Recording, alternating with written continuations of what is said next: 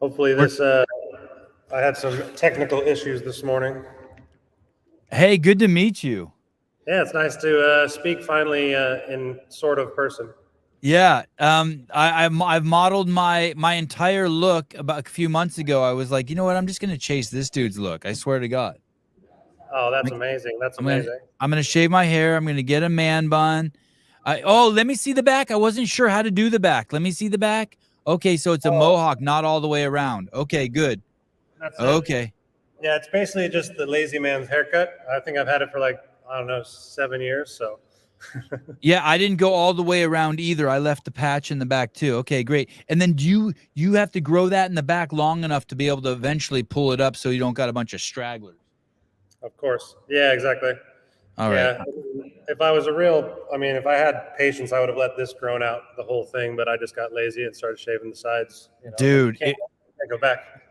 it felt so good to shave the sides. It felt so good.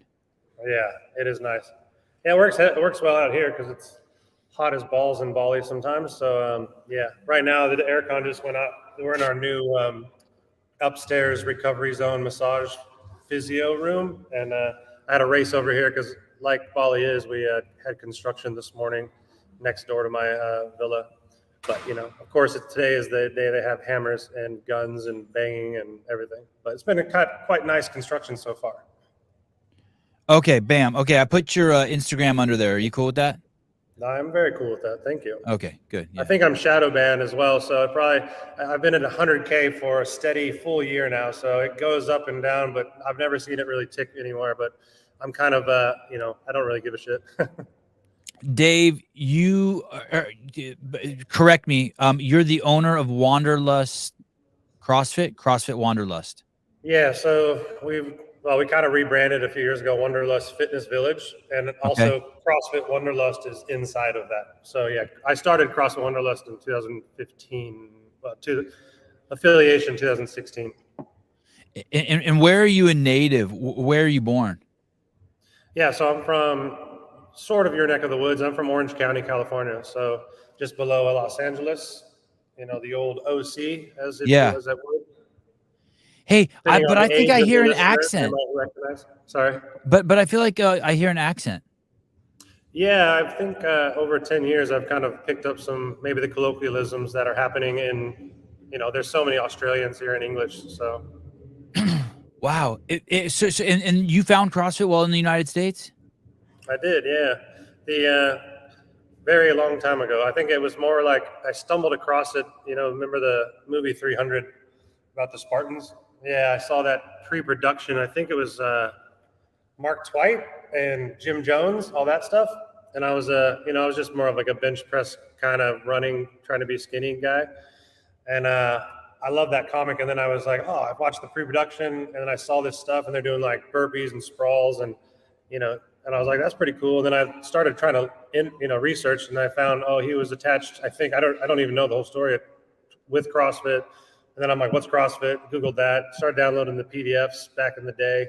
Remember, it was CrossFit.org, and you had like you could click a wave file or something like that. Yeah, that's old school. That's Yeah, crazy. so I was like really interested in it because it was new. I didn't actually start it till years later because I was in Orange County, right after that recession, and I went to a CrossFit gym. My friend showed me, and it was like, oh, it's $100 a month, and I'm like, what the fuck? I only pay $14 here at 24-hour fitness. Whose gym was kind it? of Do you one remember? session. Do you What was remember that? whose Oh gym yeah, it was? yeah. It was Orange Coast CrossFit, if you Okay. remember it. And years later, I ended up working there a little bit, helping out with Kenny Leverage and Ryan Fisher, the old boys. Yeah, Uh, crazy. yeah, so I was like, it wasn't until I moved to Texas in 2010 that I was dating a girl, and she goes, "Oh, I'm doing this thing called CrossFit." I'm like, "Oh, I know it. I follow it. I don't really know how to do it, but I've been following them for years." And then so I went, and I was a bartender, kind of manager at this new bar that we opened at that time. And the people that own the CrossFit gym there's only a few in Houston. They were bartenders as well, so they actually had a noon class, which was really rare. So I was able to go that because it's the only time I could actually train, and it was like my favorite part of the day.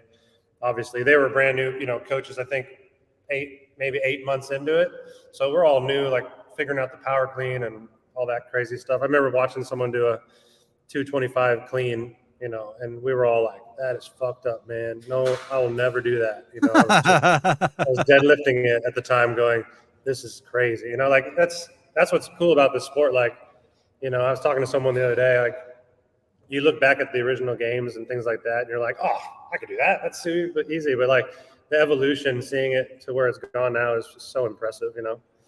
People forget that no one used to squat below parallel, and that there were no ropes and no rings and no one deadlifting. And yeah, there's a whole generation now that just accepts that as just normal. But it's like, wow, or low carb, dude. You go to jail for talking about that shit.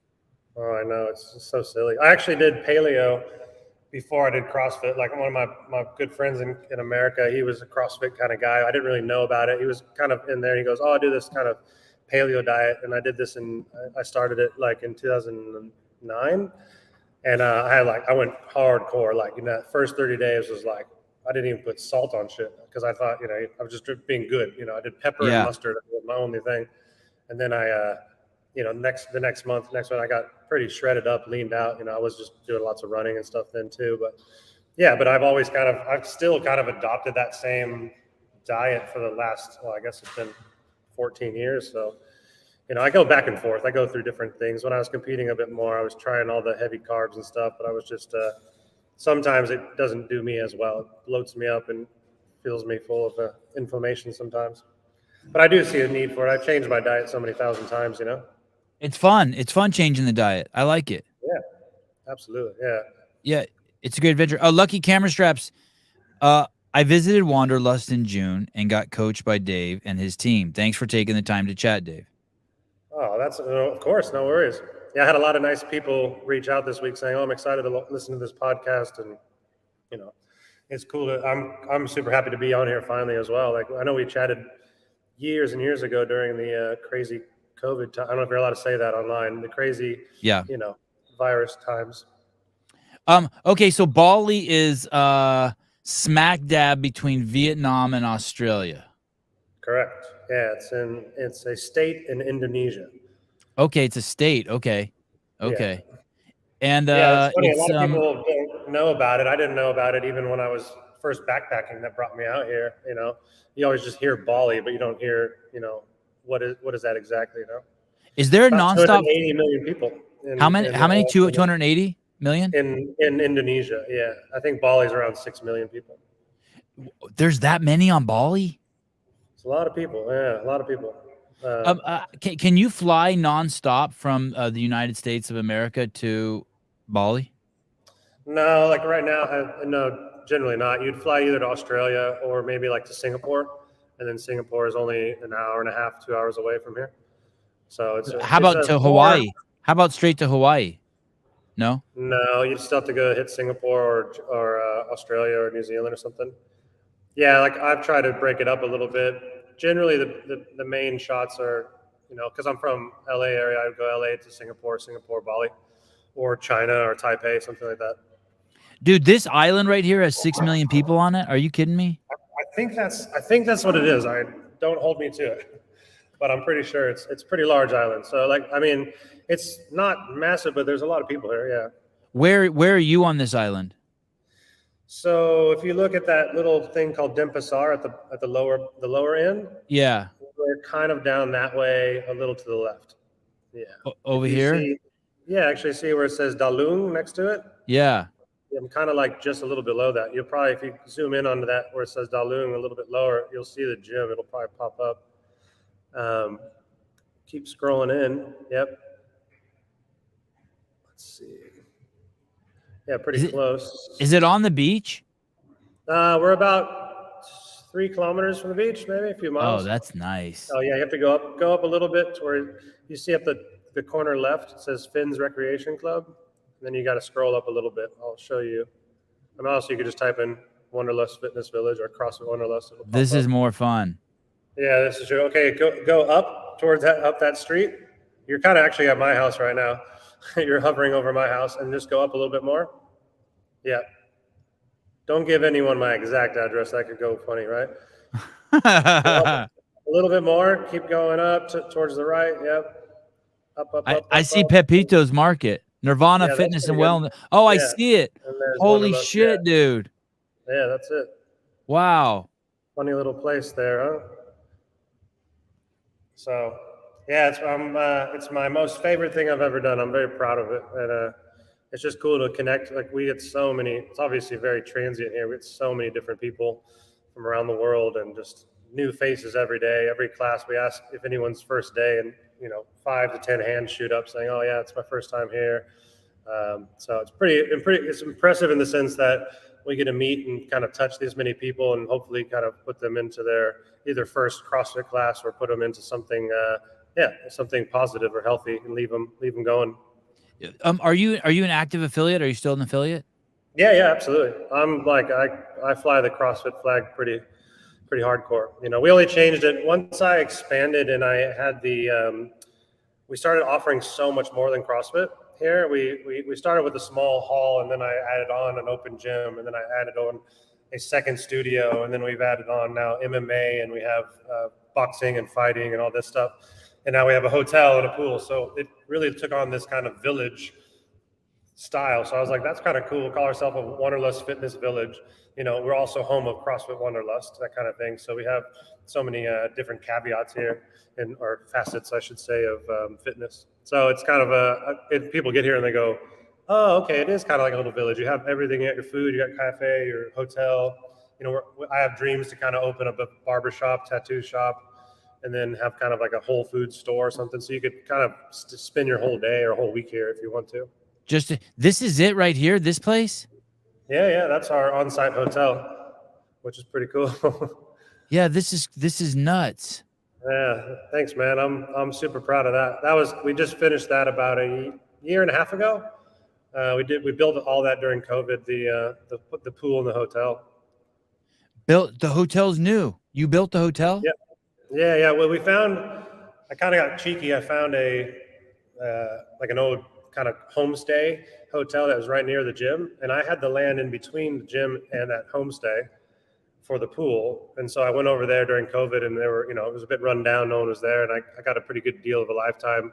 Renovated all the rooms, put brand new furniture in there, new walls, new everything, and then we basically have a pool or a hotel and a pool on site now.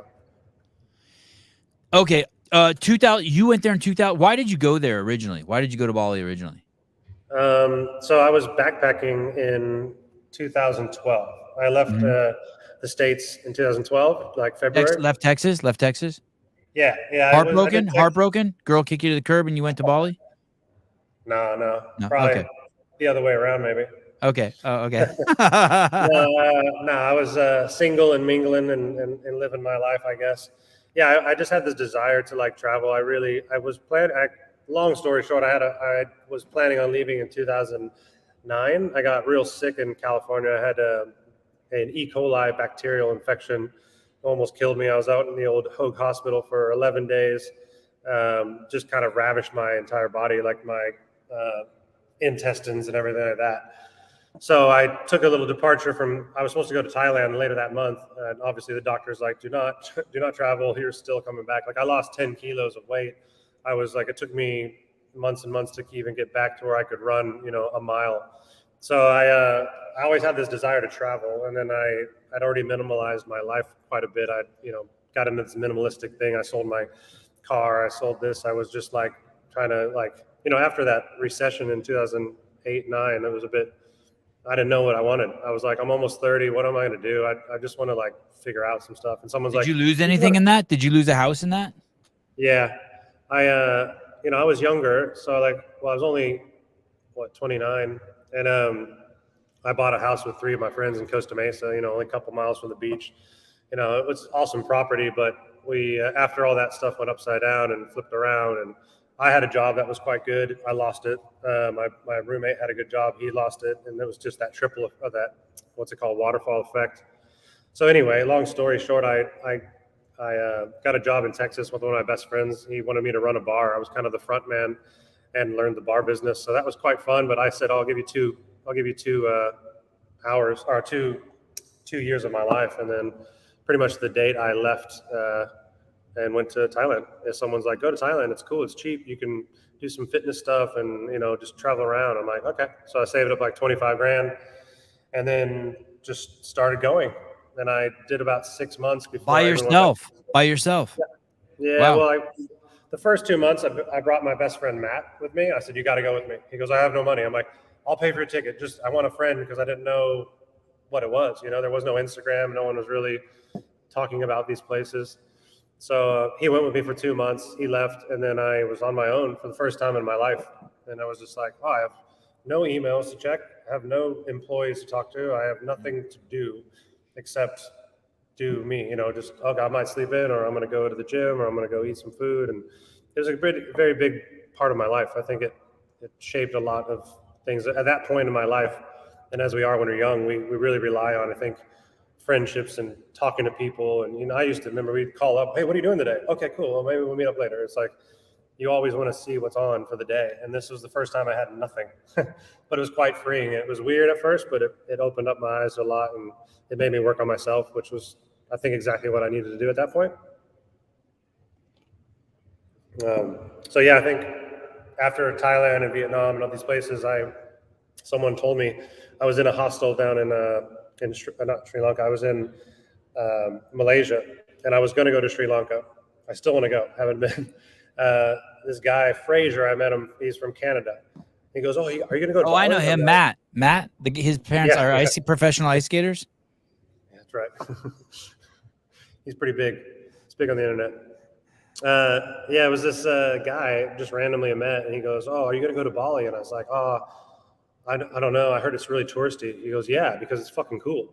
I'm like, "Oh, okay. I should go." So I booked a flight the next day and went down to Bali, not knowing what it was about. Also, sorry, I'm sweating my tits off because the power went out apparently up here. So all our cool guests are shirtless. Don't worry, all the cool ones are shirtless. Yeah, no, I've been doing it longer than Hiller being topless, I think, so it's okay. Nice. The amount of podcasts I probably did back in the day with no shirt on was just, I guess that's Bali. I just don't wear shirts anymore. Too much time. So, and I want to ask you about that, but so keep going with your story. So you go to Bali and you get there. Is that guy still with you? The guy you brought from the States, or no? He's done. No, he came out and stayed for a while, actually, back the next day or the next year. He's still one of my best friends. He's out in Montana now. But yeah, so I got to Bali, I was only here for like 2 months. There's no CrossFit gyms. There's one small gym down at the first part in Kuta. And I would do CrossFit there, and I was real new at it. I'd only been a coach for about maybe half a year, but I hadn't really. You had taken your L1? Yeah. I flew out to LA, to California, and I had Kalipa over there as my. Remember him and what's her last name? Katie Hogan. Yeah. Old school. They were my coaches. It was just super cool. Yeah. And I just wanted to learn more about the sport because, it was so new. No one put stuff on Instagram. So I learned the sport, but I was like, I got to learn this. I don't think I'll ever coach. I don't really want to be a coach. I don't know if I could do that, but I just want to know about the sport. So I went out there, got my level 1 in January of 2012. And then, then of course, when you're traveling by yourself, I was just trying to come up with my own workouts, and I'd actually write them down on my notepad on my Instagram, and I would paste them on my Instagram. Instagram was brand new, right? I was like, it's kind of like a diary. I'll just put my shit on there. And then I would tag my coaches if they had Instagram and say, because I wanted to kind of get their approval. Did I do a good job writing this workout? This is kind of what I did. And that's even back then is when I started hashtagging Wanderlust WODs, which is kind of like where I got the name. So I guess you could say I was manifesting it a bit in that sense. And it was just kind of one of those things that was real organic. I met some people, showed them a few things. I was this kind of bearded dude that had tattoos and looked probably different. And back in the day, now everyone looks like me, but that's okay. But I was just like, I loved it. I loved going to CrossFit. I'd write the workouts. I'd post a picture of me in Thailand doing a workout with a rock or something and just shit like that. And I was like, this is kind of my thing. And then some people picked up on it on the Instagram world and were like, you should follow this guy. He's interesting. He travels and does fitness. And it was early days of social media. So I think because I was an early adopter, maybe people gravitated, and I was not sitting at home in an office. I was finally giving a fuck and leaving and trying to do something different with my life. So I think people were interested in that. Yeah, and that kind of brought me to Bali for that 2 months. 6 months, I went home for 6 months. It was funny. I had a conversation with my mom, and she goes, "Oh, it doesn't seem like you feel very settled or satisfied." I'm like, "No, I'm not. I want to go see more." And she goes, "Oh, then you should go." I'm like, "Yeah, I should." I still had some of my savings left that I'd saved up over the years, and then I came back here. They had opened one affiliate here in Bali, so I was kind of like, How long were you in the States? You went home. You were in Bali for I went 2 home months. for 6 months. Okay, and was that the Yeah, first time you'd been home during that whole trip? yeah. So I was gone Okay, for about 6 or 7 months, okay. and then I came home. It was actually at that point, to give you the full story, I bought an old Ford Econoline van. I bought a bunch of equipment from GetRx, put barbells and kettlebells in there, and I started doing some of these boot camps at the parks, like a CrossFit workout. So I'd bring everything out to the park and just put on my Instagram, "Hey, I'm going to be at this park. If you guys want to come out, it's $15. I'll teach a class." And I had a lot of good support. Like in the beginning in Houston, I had 20 people show up at a park, and I was like, "Oh, this is interesting," and they like what they're doing. And then I started helping out at my friend's gym. Then, of course, went back to Asia and stayed. This next time was staying for 10 months. I found a gym here. They asked me to work. Like the first day I showed up, they're like, "Oh, are you a coach?" I said, "Yeah." And they're like, "Oh, you want to work here?" I said, "Hell yeah, I'm in Bali. Why wouldn't I?" And so I worked in Bali, and I worked in Jakarta, which is the capital, for a bit. And yeah, it's just kind of started rolling with it, and I loved it. And I kind of had this thought, I can do this better. I think I have a better vision of what I'd like to teach and how to approach it. And then Hey, quick question: why did you go back to Bali? Why did you go yeah, back to Jakarta? Why Indonesia again? I think Bali was the last place I left in Okay, Asia of my okay. travel, and it just felt really good. I don't know. And people, if you ever come here, people say the same thing. There's something about it. You feel good here, or so it doesn't hit everybody. For me, it really worked, and it went well. And I was like, I'd like to go back there. I think there's something there. And the food is good. The people were nice.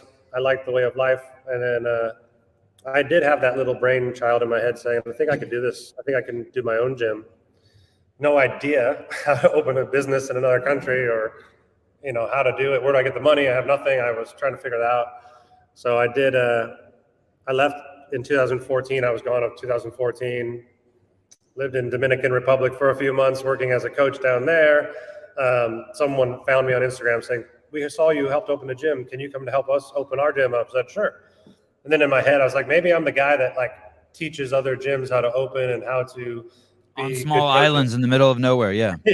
Yeah, that's the caveat. You must have a scooter and rum and an island vibe. So yeah, I was like, I don't know what to do with my life, but I knew that like traveling was very fun and interesting to me, and then fitness was like I did it every day, and I really loved teaching. And once I actually started teaching, I was like, I think I'm okay at this. I think I'm good at this, and I think I'm actually impacting someone's life, as any coach would say. And then they're like, then you're just enamored by it, right? And all you want to do is like fix people, and it's helping. And then you're that annoying bloke at the gym, at a Globo gym, and you're like, hey man, it's probably better if you like widen your stance and your hips go a little lower. I was that guy probably for a little while at the 24-hour fitnesses, like, you should try this, or maybe try this, and they're probably like, who are you? Why are you telling me stuff? But I was just interested in finding how to fix people. I'm not the most, I wouldn't be the most knowledgeable about the skeletal system or the muscles and all that stuff, but I know how to make people move, at least in a functional way, I believe, after this many years. And so at that point, you're like, I'm going to open my own gym. Like after you do those 10 months in Jakarta, you're like, I'm going to go to Bali and open my own gym. Yeah. I was like, I think. No, I did you have any contacts in Bali? Like any friends or girlfriends? Yeah, so I did 3 months in Jakarta, and then I did Yeah. 6 months in Bali, like Okay. where I was the head coach at the first gym. Okay. And then I kind of met some people. We've got some land that didn't really work out. And then the guy I was going to do it with, like, he got another job, and he goes, "Oh, I need to put my money into this." And I'm like, "Okay, no worries." A local or a local or a No, dude? he was an English guy. Okay. Yeah. So then when I got back early January 2015, and I was like, I had a conversation with a friend like a month before, and he goes, "Hey, you talked about opening a gym. Just go do it." And I'm like, "I will. I'll go do it. I'll figure it out." Again, I I never thought about it then, but maybe I was kind of manifesting something or trying to get it off. I had no idea, man, how to do this. I didn't know how to open a business in another country. I didn't have much money. And then, the word kind of got around. It was a smaller community out here, and everyone was like, "Oh, you're the CrossFit guy." I'm like, yeah, I'm the CrossFit guy. And then another gym out here, up where we are now, they messaged me and said, "Oh, we'd love to have you cover some classes." They weren't CrossFit or anything, and I said, "Okay, I can do that." And then it was extra cash. And then they said, "Oh, we might be moving along. Would you want to bring your CrossFit gym here? Because we heard you're trying to open somewhere." And I said, first, no, I'm not interested. I don't want partners. I think I want to do everything myself. And then we had another sit down, and it worked out quite well. We discussed, I asked for, profit share. I asked for a little bit of a cash injection. I asked for a small salary to start. And I said, look, I'll do everything, but it's got to also be my brand. It's got to be my name. It's got to be my ideologies and my vision. And they were like, no worries, cool. It worked out very well for them in the end, and very well for me. But it was a way for myself to do a kind of a turnkey operation. We only had 8 barbells, but I had 8 barbells in Bali, and I had 10 wall balls, a few plyo boxes, no rubber floor, a horribly designed rig which I took apart and re-welded and made it proper because they just didn't know what they were doing. Was it a ground floor location? Ground floor location? Yeah, it was. Yeah, it's the same place we are now. Oh, shit. I've just taken over the entire complex. So the first little bay we had, there was about 4, if you can imagine them, indoor soccer fields. So it's a big warehouse with 4 indoor soccer fields, and we took the first one. And then a year later, I took one next door that was an empty warehouse that I turned into the open gym only. So the open gym only was kind of it looks like a normal CrossFit affiliate now, but it's just for people that want to do open gym during classes. And then since then, and just this last few years, we've taken over the entire complex. So there's no more warehouses left. So I think we'd probably be on the largest side of in any gym in the world, I would say, of an affiliate. Just on square footage of rubber, your mind would be blown. Dude, look at this picture right here. This is crazy. With Alistair Overeem. Yeah, that was way back in the day. Crazy. Have you just been scrolling? Yeah, I was like, hey, I gotta find out. I gotta see pictures of this early place. Sarah Cox, hi Dave. Hi, Dave. Oh, hey, Sarah. I thought of you this morning as I jabbed my stomach. What are you taking? She gave me some BPC and TB. That's the only thing I've ever actually done. Like I did it a few years ago during a shoulder injury, and it was incredible. So I met her a few years back at Chalk CrossFit. Yeah. And then I know Damien as well over there. And then I met with them last time I was there a few months ago. So it was nice. I want to give it a go again. Periodically I'll do like a 2-month or 3-month kind of cycle, pretty low dosage, but I had a torn supraspinatus in my shoulder. Everyone told me this was a few years ago, I should get surgery. And then I ended up doing rehab, and then I did a BPC and TB 500. It was amazing. And is it all better? Yeah, it's funny, like the right one's great. And now I think the left one, I get some inflammation, but a lot of us guys, we're so internally rotated, like that opening it up, helping out. So every once in a while I'll do it as just kind of some maintenance stuff. But for me, it seemed like it was incredible. So I applaud it. I've been researching that stuff for years and looking into it. It was that moral quandary thing back in the day too. I opened up to one of my coaches years ago going, am I bad if I do this? Am I a cheater if I do this? Because it's that whole, I don't know if I'll make the games ever, but I don't want my accolades for 10 years to be tarnished by the last 2 years of me doing a therapeutic kind of be a peptide, if that makes sense. I don't want people to be like, oh, that's why you're so fit. And I'm like, well, I think it's also the diet and the CrossFit for 11 years probably helped quite a bit too. Yeah, I don't think the BPC and TB 500 is going to make you any more fit. No, that's the thing. Like zero. I'm not bigger at all. I was bigger when I was training more, eating way more. And but I do find it, I'm 45 in 21 days, or no, 19 days. So I'm trying to stay, I'm trying to stay healthy. I train a lot differently too. I don't do 3 hours in the gym like I used to do, all that kind of stuff. I Do you miss do that? enough. Do I miss it? Not really. I mean, this year I might give it a crack a little bit. I did well last year. I think I was 107th in the world in my age group, which I was Wow. over the moon. There was Dude, that's 27,000 crazy. dudes. Yeah. I was quite happy. I mean, I've been doing this a long time, and last year all I did was my morning class. I usually jump in the 9 a.m. class, and then I might do kind of an accessory row or some kind of zone 2 in the afternoon, or maybe a skill sesh. But yeah, and I feel better. I'm not hurting. I'm not bloated. I'm not like, just trying to cram a bunch of oats in myself while I'm working out to maintain. So I feel good. I'd rather feel good, look good for my age, and then also maintain my mobility and all those things. So yeah, I still love it, man. I'm like a CrossFit frother. I know I should be probably working on my squats or my lifting, but I'm like, no, I want to do burpees over the bar and toes to bar. That's what I love, so yeah. Yolana, Dave is a cool dude. Thanks for creating an epic tourist destination for fitness.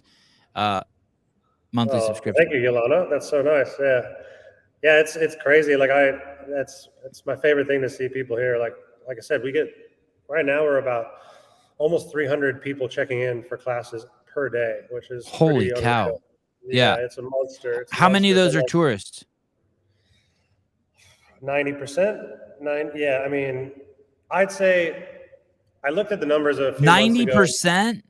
Yeah, it's huge, man. It's like, I mean, you have the variance of the person that's here for just one day. Like, I'll give you an example. A few months ago, we sold 900 one-day drop-ins about. In a month. 900 in a month. And then we might have another 200-300 week-long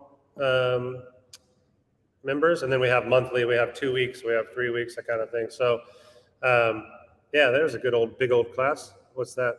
Oh, Saturday Smasher. That's when we got 110 people. That's crazy.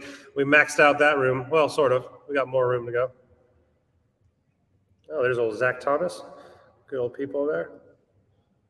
Okay, so it's crazy, right? So 900 in a month, and were you going somewhere with that? Sorry. No, I think I'd say, yeah, we're probably in that range of having, 1,000 unique faces in the gym per month. That would be a better way to say it. So that many new faces every day, because you get people that are there just for a week, just for a day, and it's crazy. The first time, man, I am sweating like a hog, right? No one can tell. I can't tell. This. Yeah, it's good. It's perfect. Just looks like you have olive oil on your tattoo. I should. Yeah, it's what was I gonna say? It's incredible, man. Like there's that many new people. It's just fun to like get to impact some people, and we're kind of known as the gym on the island too, that you can go there even if you're not a CrossFitter. They'll teach you all the new movements. We scale everything. We have 3 or 4 coaches in every class. Our general class is around 45 people. So we'll have 3 coaches on, the 7 a.m., 8 a.m., 9 a.m. We also have classes at 10, 8, 8:30. And now we have the boxing, kickboxing, jiu-jitsu going on. I walk in here and I'm like, this is mental, man. This is crazy. Like I started with, 8 barbells and was just teaching local people. I'd be down at the bar and be like, hey, you got to come in. I own a CrossFit gym. You got to come in. You got to try this thing. It's crazy. You got to try this thing. And like, that old school hustle, because you're just so excited about it. You want to teach people. And then it's grown into something like this. I'm very proud of it. And then I'm also honored like that people want to take part of their holiday and come here, which is cool. Like it's the first time someone said, hey, thank you so much. I'm here to train for a week. I'm like, you mean you're in Bali for a week and you're just dropping in? He goes, no, I flew to Bali to train at your gym. And I'm like, that's like, what an honor. That is so nice. Like it's just, because I think it's kind of got a reputation now. It's kind of like a Disneyland of. Dude, it's a bucket list thing. I hear people talk about it all the time. Bernie, what's up, dude? Thank you. Hey. So how this first gym, you get it up and running. It's in the location you're in now. And how many square feet is it? That one? Let's see. Do you do any more American talk? I can't anymore. It's okay. I think it was around 400 square meters. Okay. That should be around 3,500, 4,000. Okay, so a good sized gym. Yeah, still very decent. Like I was like when I opened it, I was like, this is big, because I'm all used to like old school small garage gyms, you know. Well received. 4,300 Yeah. square feet. Well Okay. received. Yeah. Yeah, Well it was. received. People can afford that. The rates there for. Yeah, well see, like again, like the local Balinese here would be very struggling for them to afford the price. I'd say we price it at. But what is the monthly? What's the monthly? Like if I were to come in there today, I moved to Bali and I wanted to sign up. Yeah, it's about $180 now, 170. Okay, so competitive with California. Yeah, okay. Yeah, and like for Australia, because we get a lot of Australians over here, you know, I'd say it's roughly $55 a week. That's how they always talk about it. So that's what 210 Australian dollars, or 220 Australian, which isn't bad at all. I mean, there's 60 classes here, man. There's boxing, kickboxing, Thailand, you know, everything you can do. 60 plus classes a week. Yeah. Okay. So it's mental. Like we're adding next week like kind of flexi yoga stretch. We used to have it. We brought the person back in. We want to have like mobility, gymnastics based classes, kind of everything. We already have our weightlifting. We have Metcon. We have a booty builder class that's like gone crazy. Like right now or tomorrow there'll be like 40 girls down in this group. Not just girls, of course, guys, anyone, any gender of all 128 genders may join our booty class and build the booty. Yeah. That's weird. Did you just start being inclusive? Is that something that they forced on you? I know before you only let just dudes in with mohawks. Well, that's right. Yeah. That's what's so funny. Back in the day, or 2020, the crazy times, remember when they're like, CrossFit needs to be more inclusive? And I'm like, what the fuck? If you have $200 and you show up to a gym, every gym owner is going to be like, thank you, I want to make you better. They don't give a shit if you're black, white, green, you know, gay or whatever. Like, that's what I told people. People said, to get into it, people are like, you need to be more inclusive in Wanderlust. I'm like, I'm literally the most inclusive gym in the world. You'll have an Indian guy here next to a gay guy, next to a black guy, next to a white guy and a gay. Like I'm like, how could we not? Like, I don't care. If you want to come here and get fit, that's what I care about. I'm happy to have you. And it was kind of funny. Like people would be like, it's not like, this is a funny thing. You don't feature enough black people on your Instagram. I'm like, well, I don't know how to say it. There's not as many black people visiting us. Like, it's not my fault that it's just one of those things. I was like, okay, well, I don't know. That was a time of the year when no one could be happy about anything, I think. Oh, it's crazy. Yeah, but I was happy that we are, like any CrossFit gym, and I tell anyone in the world, like, we are inclusive. Like, anyone can come here. If the goal is to get healthier and fit, if you have a good coach and a good owner, that's all they want to do. They don't give a shit who you are or what you do. Hey, I just looked up what is the race percentage in Indonesia. I don't even know these races, dude. I know Sudanese and I know Chinese. Yeah, there is a lot of Chinese descendant, and then there'd be like I would be from way back in the day, but then you also have this really closer kind of Chinese Indo that, and more, I guess the recent generations would be. That'd be more the affluent, I think.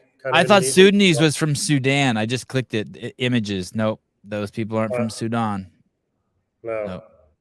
Oh, no, the guy we had on yesterday, Brian Friend, he went to a gym in Norway, and I quickly looked up the race breakdown in Norway, and it's like there's just no black people there. And I go, let me guess, there were black people in the gym. He goes, yeah. How'd you know? Because there's no black people in Norway. I'm like, because CrossFit gyms are fucking inclusive. Like people everyone comes there. It's amazing. It's crazy talk. It's crazy. True. You got any dwarfs in your gym? Oh no. No, all right. No, we don't. I don't know. You better start a huge marketing campaigin to get some in there. Huge. Spend go broke trying to do it. Let's hope I don't get canceled either, for not having one. But yeah, I think we've had, I don't know if we've even had any dwarfs visit us. I've had people with, limb issues and adaptive stuff. That was actually pretty cool. I had a guy on my retreat 2 weeks ago, and he was adaptive. And, but he was gung-ho and everything. He wanted to give a shot. He had an arm issue, and he was going with the show. He was jumping on it. He was just happy to meet other people that wanted to get fit, and he didn't want to be, he was giving me lots of advice on how to coach that and learn that. So maybe that's something we add to our, repertoire, I guess, if you would say. But it's cool, man. Anyone can do this shit. I applaud those people. It's insane what people can do. I had Tim Murray on a month ago, and he's the 2000 22 and 23 fittest dwarf, like through the CrossFit Games. Yeah. Yeah. So that's why it was just fresh on my mind. Is he the other guy that was in the picture with They all got the erased drama? out. Yeah, he's the guy that got white erased. Literally Oh, in I'm the good. picture. I'm good. You've been following a little bit of the fun stuff we do here Yeah, I do. I follow a little bit of it. I gotta brush up more on everything that's happening. I on the love it. I drama. mean, Yeah, don't fall out of the soap opera, Dave. no, I love it. And I've been talking to Andrew for a long time when he first kind of started up, and I was just like, oh, I just because like he was real new, and I was like, man, that was super funny.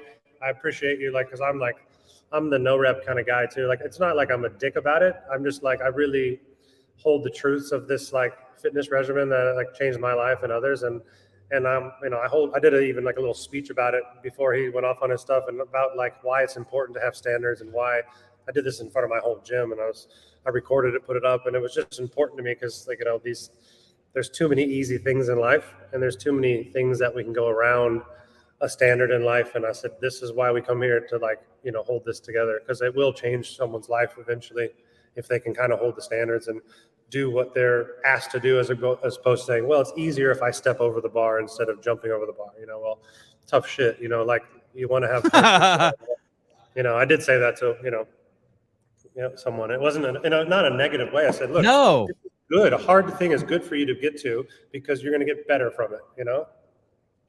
We're gonna get back to the story because I want to know how you made the first leap outside of the gym. But Max Holmgren, Sevan, ask about his girl already. That's what we're here for. Okay, fine. You got a specimen that you've been parading on your I have Instagram. Yeah. How did you meet her? She's the love of my life, man. I'm excited to spend the rest of my life with her. We want to. Well, I haven't asked her yet, but don't maybe keep this private. Okay, just between us. Yeah. Just between us and everyone watching.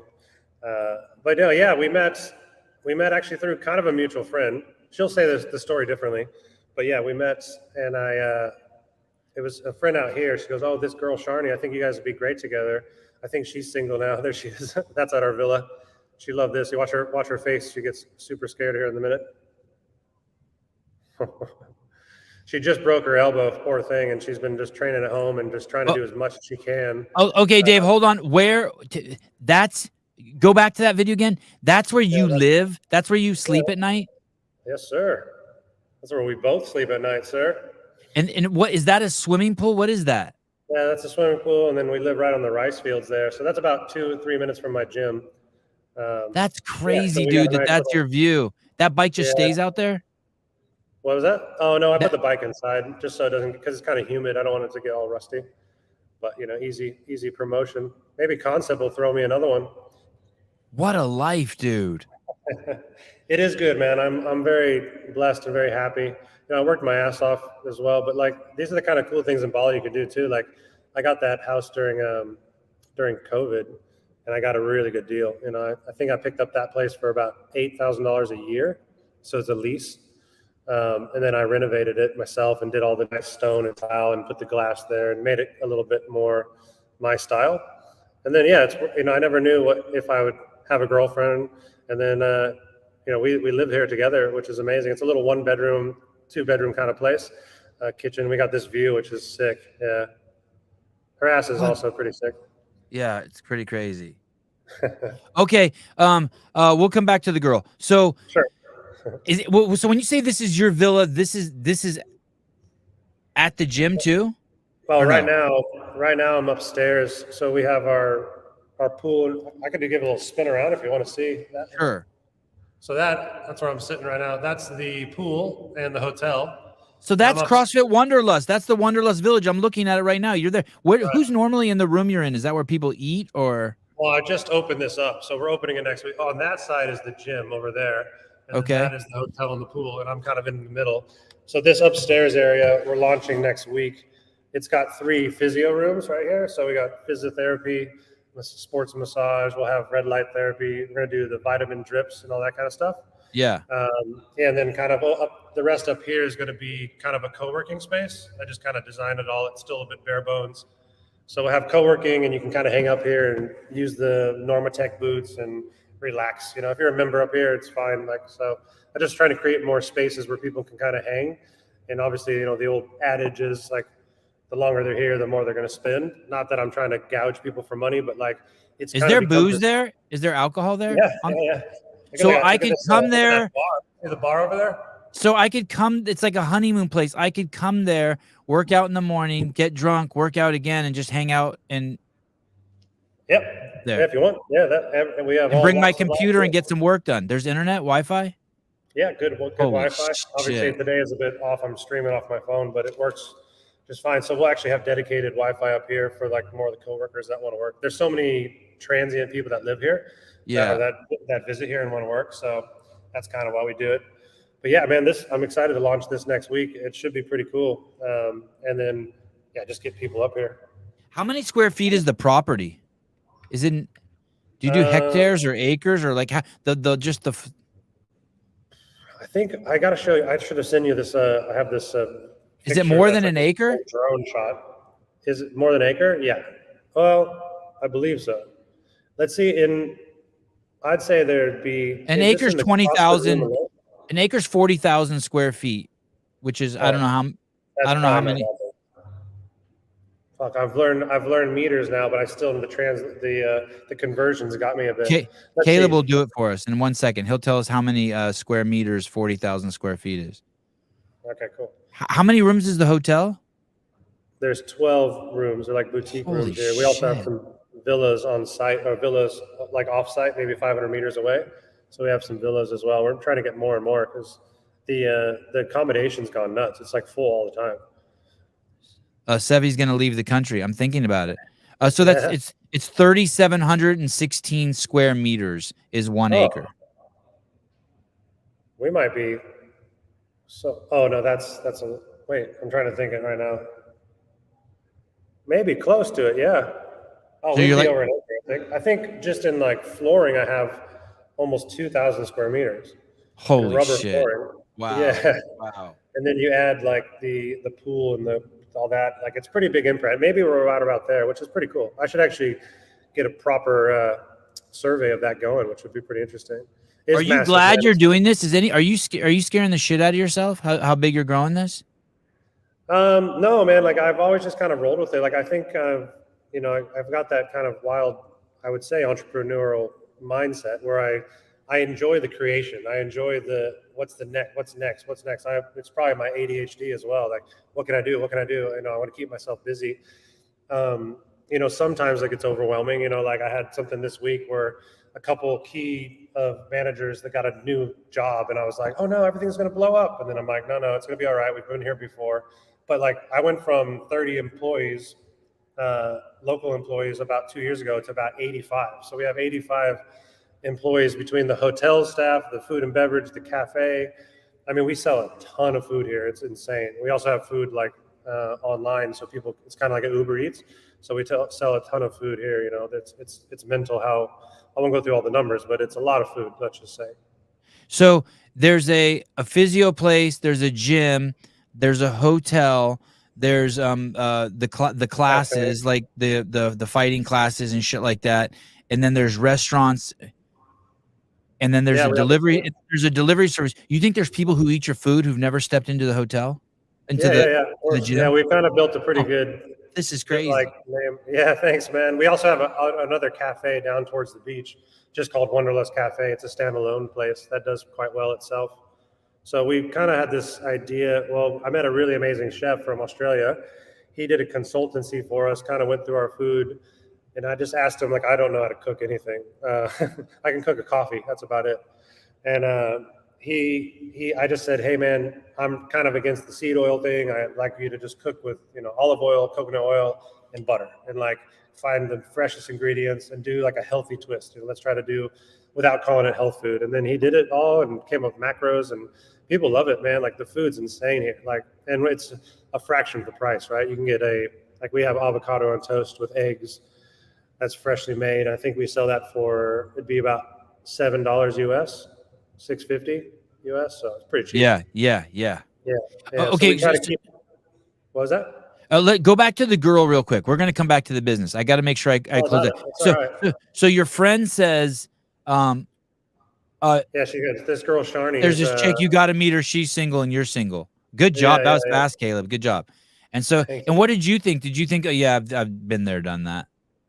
No, I mean, I was single. I was like trying to, I obviously love to find the love of my life. You can have a lot of fun in Bali being single. You can meet people, but it's very transient, and people after a while you kind of like want a little something, more real. And yeah, so I messaged her on Instagram, Where did and then she we live? started. She lived in Brisbane, Australia. You're hitting on So a girl. What? Oh God, that's yeah, too I did far a away. digital slide in, bro. It worked out pretty Yeah. well. But like, no, it was like she was cool. Like I was just like, oh, I really like your energy. I like the vibe you had. She's an online PT. She also does like in-person PTs, and she was just, all about work business. And she was just, I don't know. There was something about her I was just really into. Obviously, she's gorgeous too, but I was just, I was into it. And I messaged her. We went back and forth. We started texting every day and videos, and I said, hey, I got to come visit you. So this was right when they lifted the restrictions in Bali for flying out and no quarantine bullshit. And so I was like, I got to come. I got like sick one day, couldn't go there. The next week, I just got back from America, wasn't able to go see her. And finally, like the third try, I'm like, oh, I'm coming to see you. And she goes, oh, is this really going to happen? So I went out there. We had an amazing date. And then I went down and saw Cara Saunders and Maddie. They're good friends of mine down in Gold Coast. Oh, On the way that's back, cool. yeah, I went back and then had another date with her. And it was just like, yeah, this is so good. And then we kind of went back and forth. She flew over to Bali for my birthday a month later. Then I'd go over to Brisbane for a week or so and then come back. And then come January, I was like, this is, we had already been seeing each other like every couple of weeks. Like it was a lot of flying back and forth. And she was already transitioning online. So she goes, I wouldn't mind living in Bali. I'm like, I wouldn't mind either. Like that would be pretty cool. And yeah, man. You weren't she moved nervous at here. all? That didn't make you?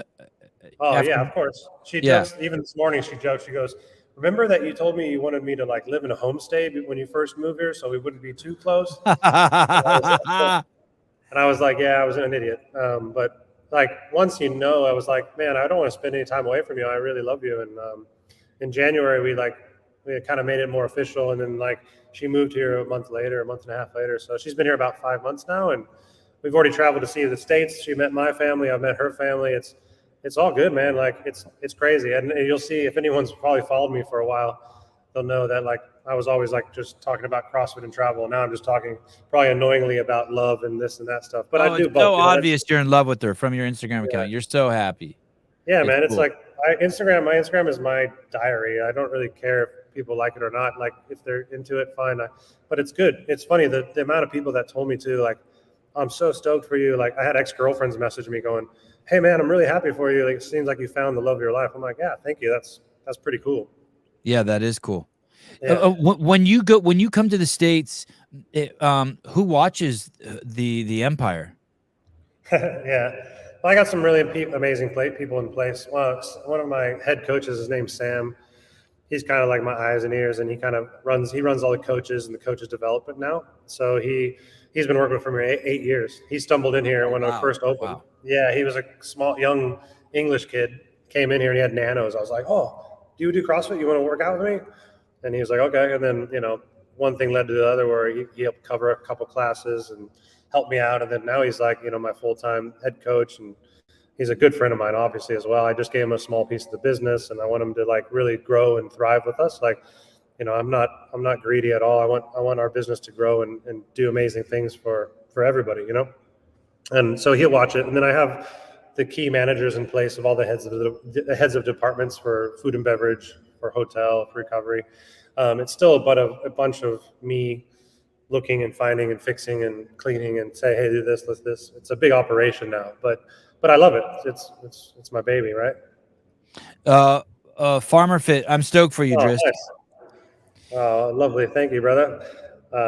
He's a legend as well. You know this guy? Yeah, I met him years ago. I did a photo shoot in Melbourne, and he had a clothing brand. So we did a photo shoot. That was the first time I went to Australia, actually, in 2014. So what's this? Yeah. What's his name? Now you put me on the spot. Now that I've looked at his name, Farmer Fit, for this many years. Yeah, that's how I know him too. That's why I was curious. Oh, I don't know his name. I don't know his name either, but I want to know his name. He's a nice I'll guy. get it in a minute. He's around. Oh, the Fit Farmer? Oh, nope, that's not him. Good guess, though. Not Mike Dixon. No, Hey, it's not. Caleb, don't lose that site, the Fit Farmer. I want to have that guy on. Farmer Fit Journey. That kind of looks like him. That's him. Yeah, he lost so much weight. He did so good. I think he was on a big challenge and he lost a ton of weight. But what is not Damo? It's a very Australian name. I'll think of it. Sorry, mate. Let me ask you a weird question. Ask me anything. Why hasn't Betroni done this at Mayhem?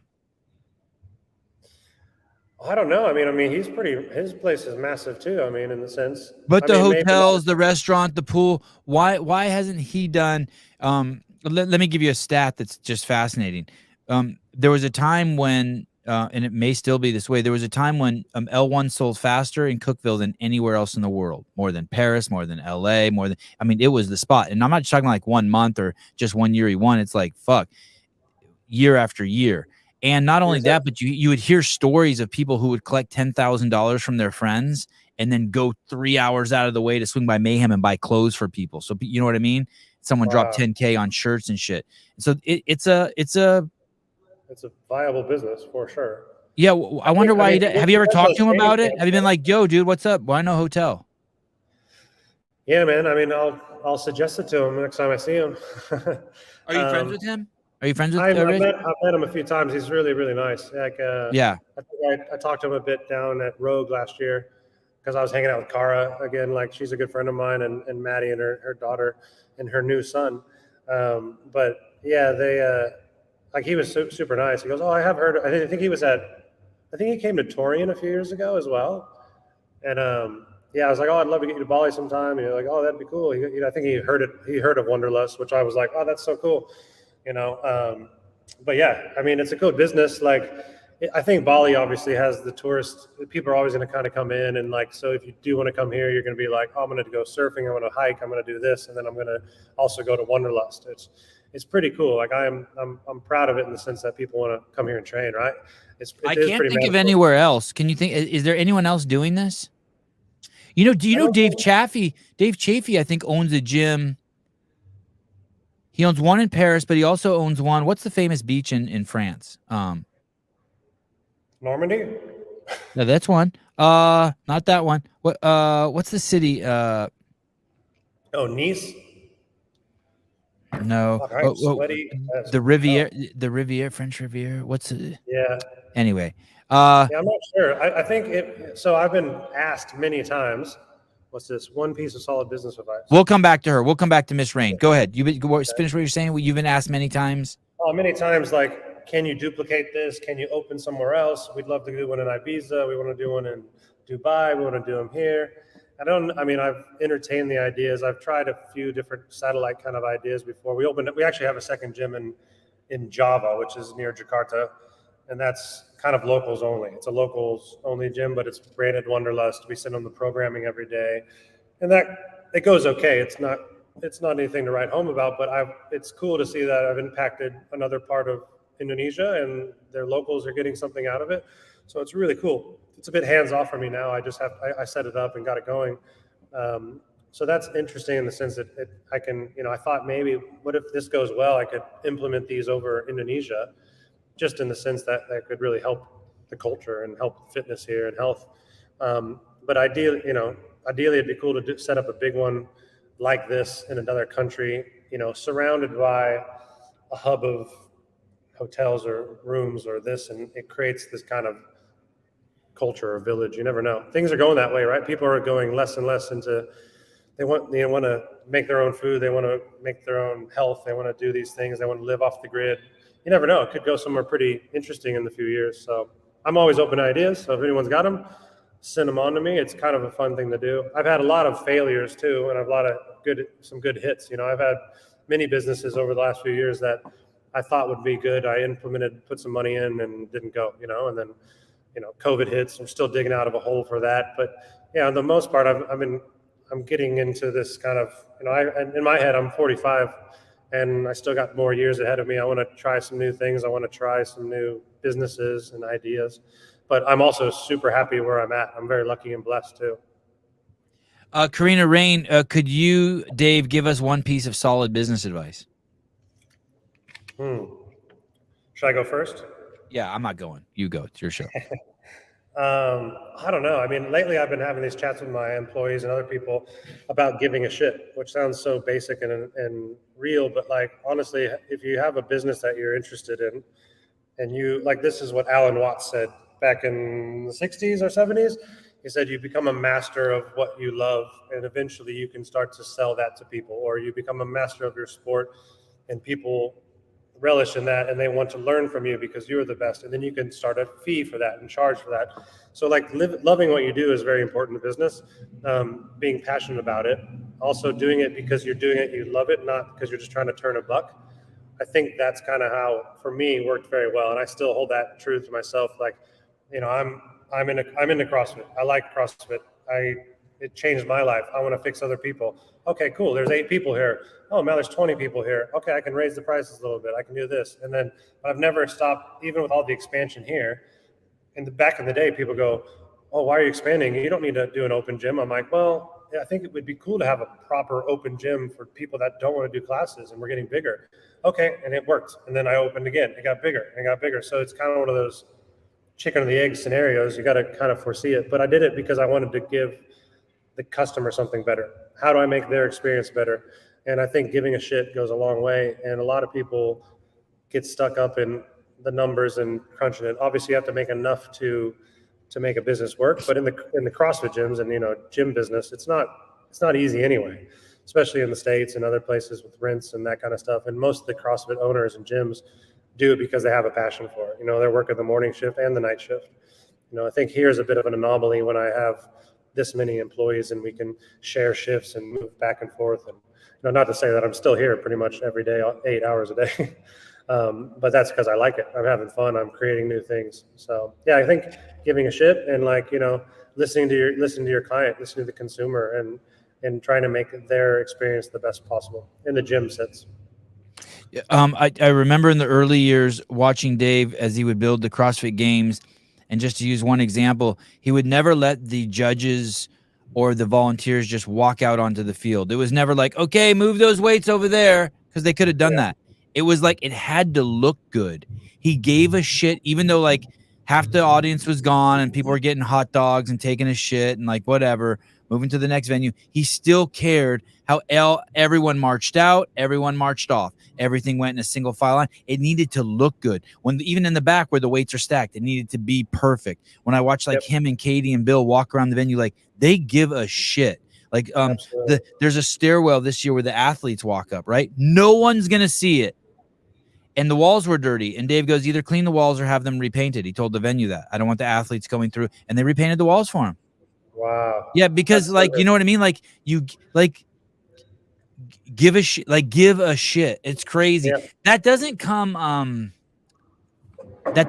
easy. You said something like you have to what it comes with doing with what you love, I think is what you said. And so it's kind of weird. You kind of can't fake giving a shit. No, you can't. And yeah, you can't. Even if you fake it till you make it, they say, kind of thing. But like as an owner and operator, like I find I've told this to people, I am probably ADHD or anal about everything. I'm very meticulous on the paint like that as well, probably similar to Dave. And it's because it's a reflection of me too, and what I do. Like I want someone to come in here and go, wow, that place is very well put together. And, the barbells are stacked nicely and they're clean. And, every morning is the same and it feels good to come in there. Because I used to be a member of the different gym, right? You go in and you want to feel like that's your best part of the day. It's a lot of people's best part of the day. That's all they got. And also if someone would be like, well, that session was okay, then I'm like, oh, then I'm not a good human. I did not do the best to give them the best experience. So like, yeah, you're right. It is like, I'm pretty meticulous about that. Like we're always cleaning, painting, changing stuff, making sure like we have I let the coaches, like on the coaching side, I let them do a warm up. I don't write the warm up because I still do all the programming. So I don't specify unless it's a specific thing. Like I want you to do the burner warm up. I want you to do this. I'll let them do their own version of it. But we do have protocols. Like there's certain ways we're going to be doing. We do definitely a brief in the morning. We explain the workout, we ask an introduction. Hey, I'm Dave. This is Sam. This is Holly. We're going to be your coaches today. Some gyms don't do that. Can you fucking believe that? Oh. Some gyms do, the coaches don't introduce themselves. It's atrocious. I've been to many gyms now, and it's sad. I like doctors don't introduce themselves. You ever go to a doctor? He's like I've never been to a doctor's visit where like they shake my hand. I'm always like, "Hi, I'm Sevan," and like I gotta fucking put my hand out. Like, motherfucker, you're about to stick your finger in my ass. Yeah, true. Like, how about hi, how are you? A little eye contact, a little just like basic civility. Yeah, crazy. Sorry, so many people don't do that. Just a fucking hi. Just in general, man. Everyone's eyes are down now. I agree.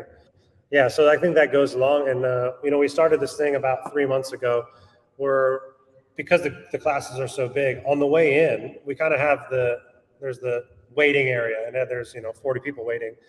So they don't just come in at 9 a.m. At 9 a.m., the coach goes over, opens up the kind of barrier.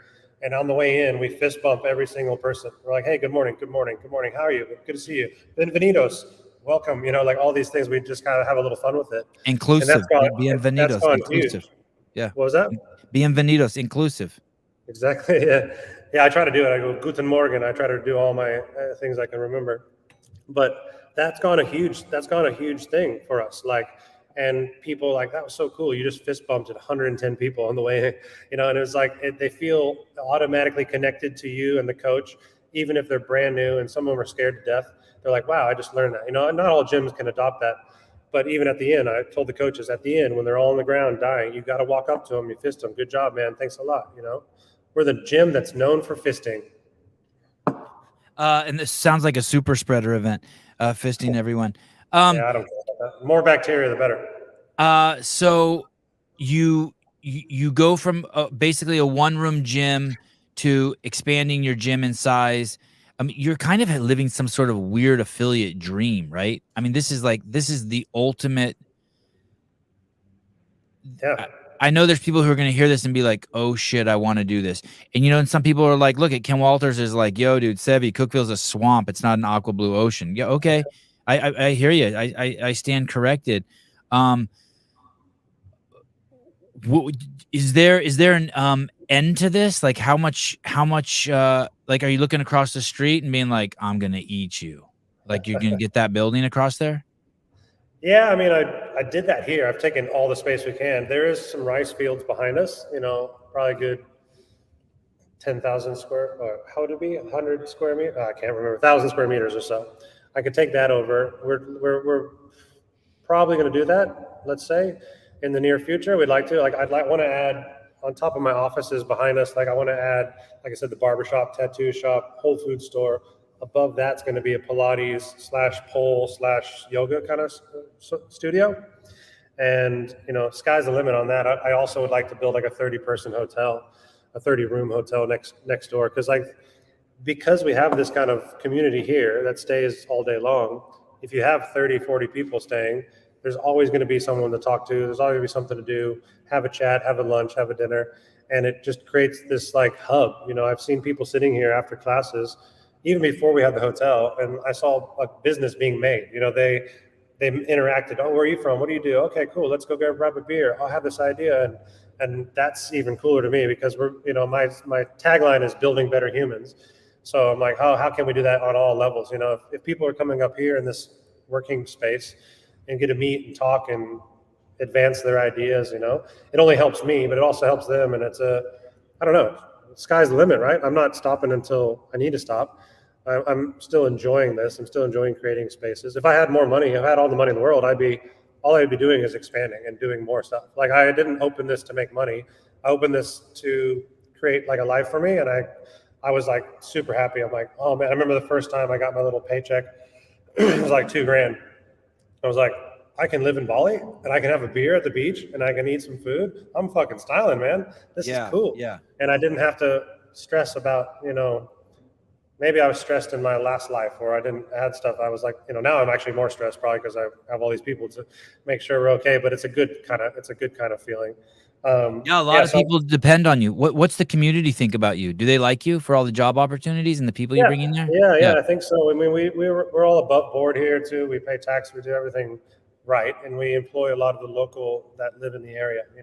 Even last night I had meetings with some of my head managers on how do we, I want to be, now that we have 85 employees, how do we make them more appreciative? How do they love their job more?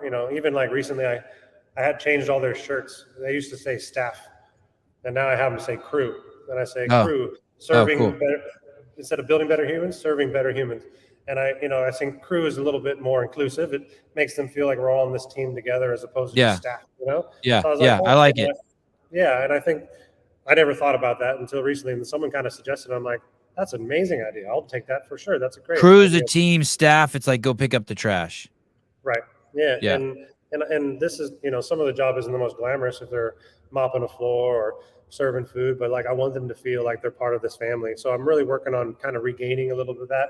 I think as we expanded so quickly, maybe I didn't see as much, and I want to make sure that. So I sat with each staff head and said, like, how are your employees? Are they happy? Are they whatnot? So I'm learning to manage a larger team right now.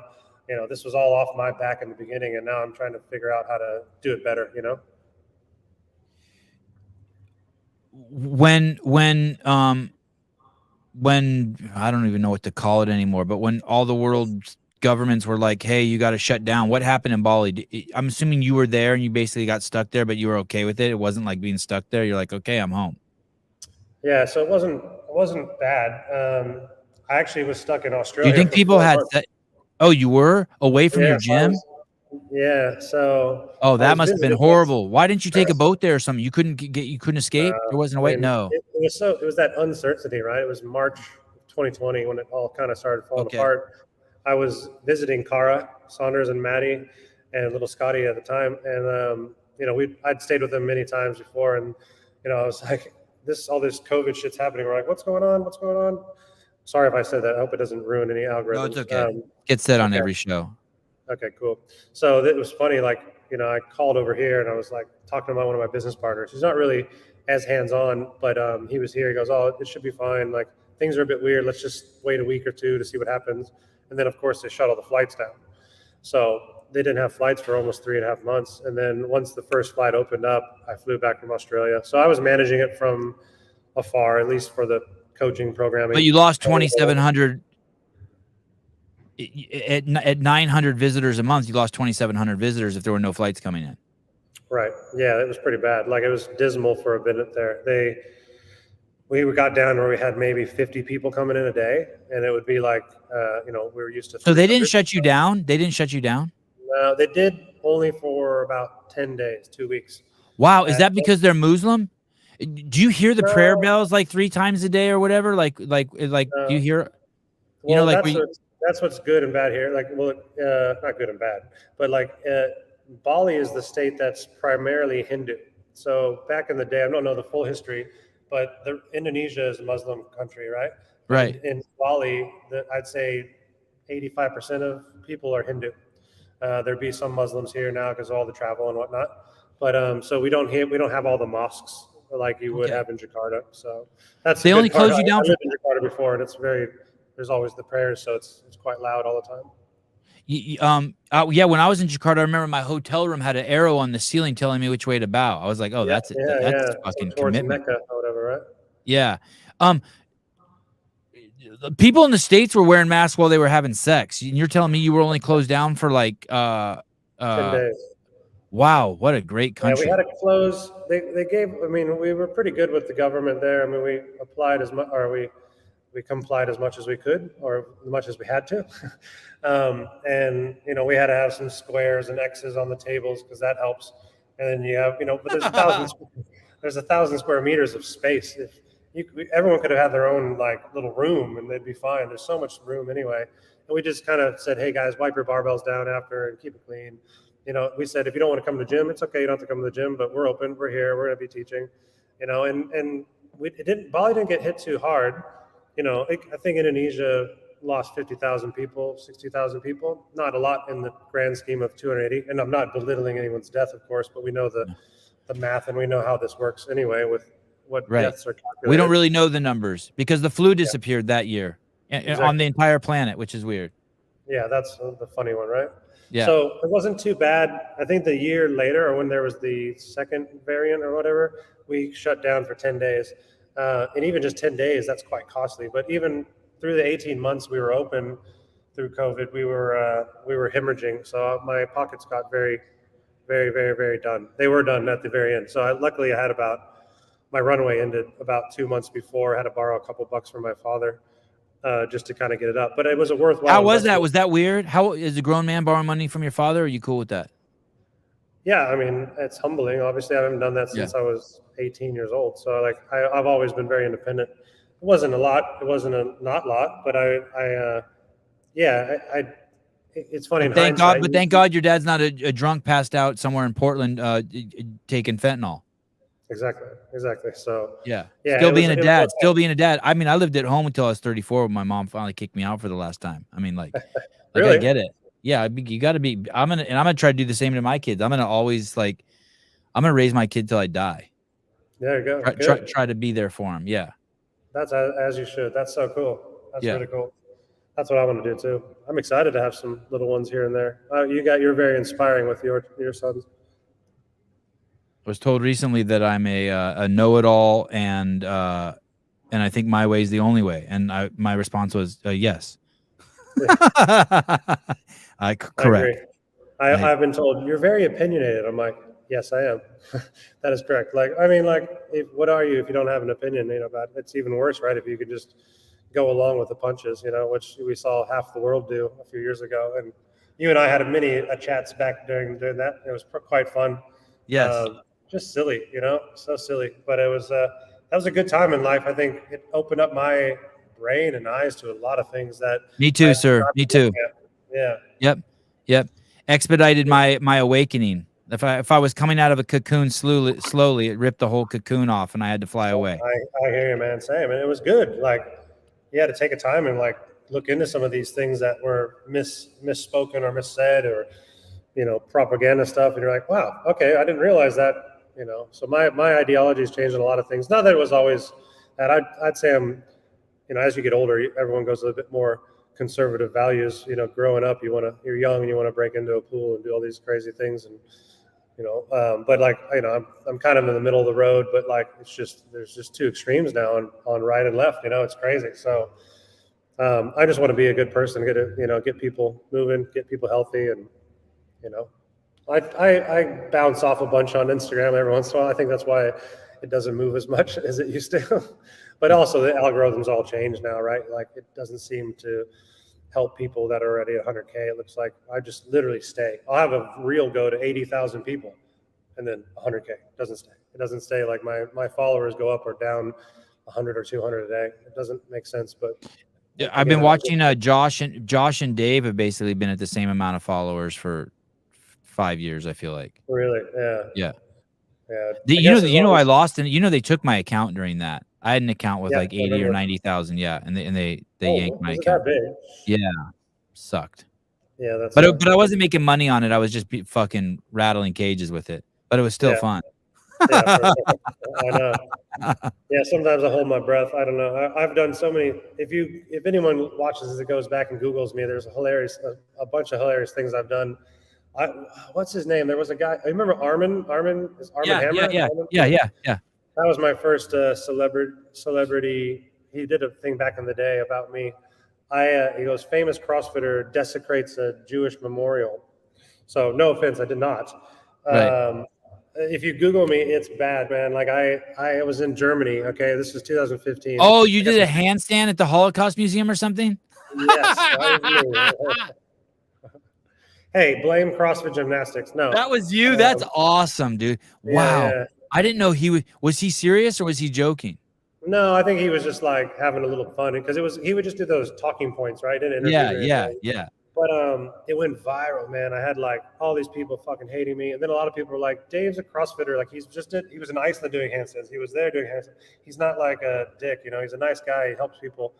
But man, it went funny. And there was even in Orange County, KTLA was like, Dave Driskell does a handstand on Jewish Memorial, and I'm like, good God, my parents are texting me, and but I nailed that handstand. It was a really good handstand, but it was my own fault for not looking into, like, it was a big park, right? It's like a square mile park or something, and they only had some entrance signs here and there. You could just enter at any time, and there's people snacking, and kids are jumping on all these little pillars and having lunches there. It's kind of like a park. And I was like, this is beautiful. And I went to this rad handstand, posted it, walked away. 6 hours later, I'm at the airport, turned my phone on. It's like ding, ding, ding, ding, ding, ding. And I'm like, that doesn't seem normal. And yeah, it went kind of nuts. And then, yeah, I was flying to Sweden that night. I wrote an apology on the plane going, look, like, I have Hebrew tattooed on my leg. And my best friends growing up were Jewish. Like, I didn't know that That this was a park handful was of here. Jewish girls. I used the condom with all the Jewish girls. Exactly. My So it penis was is just one of kosher. those- My penis is kosher. Yeah. One of those things. I've been in the media a few times. I think before that, the last one was I was tanning a lot naked during COVID, probably, and some article in Australia wrote a scathing famous CrossFit athlete tells his fans to sun his balls, sun their balls. And I was like, yeah, I did say that, but you should. Wouldn't hurt. Why keep paying the affiliate fees? What does it bring to your business? What value do you get by paying those? Well, I used to get a bloody Christmas card. I don't even know if they send that anymore, do they? I don't think so. I don't know. I mean, like, for me, obviously, financially, the $3,000 isn't going to crush it. I also like being part of the club. I'm a CrossFitter. I got into it. It changed my life. I like being part of that club. I don't know. I mean, why not? I didn't care about all the drama that happened a few years. I mean, CrossFit as a methodology is incredible. I know some people got upset with Greg, what he said, or some things were misconstrued. But I said that I wrote a statement that doesn't define what CrossFit is. That doesn't define what Wanderlust Fitness Village is. We are here to teach people fitness. Like, how many times has the CEO of Sony or another big corporation probably done something awful? And not people, of course, nowadays everyone's trying to boycott everything. But man, the amount of things we say, or whatnot. Like, I don't even mean for that reason. I mean, like, what do you get from does it help your Google search? You said you like to be part of the club. So I see it as, when you say I like to be part of the club, it's kind of like a tithing, like Yeah. what you give to the church, or Yeah. like you want to support the mothership just so that, like, it kind of keeps us all connected as one. Like, it would suck if HQ went away and, like, every gym just all of a sudden had its own name. Right. Yeah, I agree. I mean, that was the beauty of it. I was like, this is cool. You can be part of this club for $3,000 a year, and they'll fly your flag for you to an extent. You're on the affiliate finder, and you get a little open poster every year, or used to, and a Christmas card.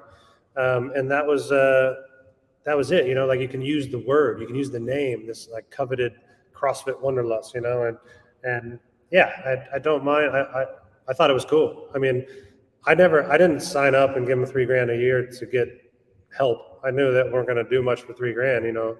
It's cheaper than a franchise if you're going to do that route. I don't know. A lot of people. I think it's cool to be part of it. Yeah. So why not? I don't have any problem with it. I did speak to. I met Don last year. He seemed real nice. The new guy, yeah. Oh yeah. He's cool. He's very nice. I think he's very nice. Yeah, he's a gentleman. And I'm sorry I missed you at the games. I was out there this year. I actually saw you and Andrew in the car, and we were next to you, and I tried to roll the window down in time to yell out your name. But I got sick I think I got some kind of flu-y disease while I was at the game. So I was out for a few days. Didn't get to really hang out too much. You went out there just for the games? Yeah. I brought Sharni out there. She's not even a CrossFitter yet. She's new at it, but she was like having a good time. We did a couple workouts out there and watched all the games. It was fun. I would like to sleep with your owner. Who? What? I'm sending. Oh God, I hope this. I'm sending your through. Oh. Sorry, you can't even see. I thought you could see this. I'm on the affiliate map, and I typed in CrossFit Wanderlust, and now I'm filling out the contact form. It says I'm interested in. I put other, then I put my name. Oh, great. There's my phone number. Great. Caleb, my phone number just went out to the world. And then I'm gonna email you, and I'm gonna put a note. I'd like to sleep with your owner, Dave. Let's do it. Hopefully, it gets forwarded to me.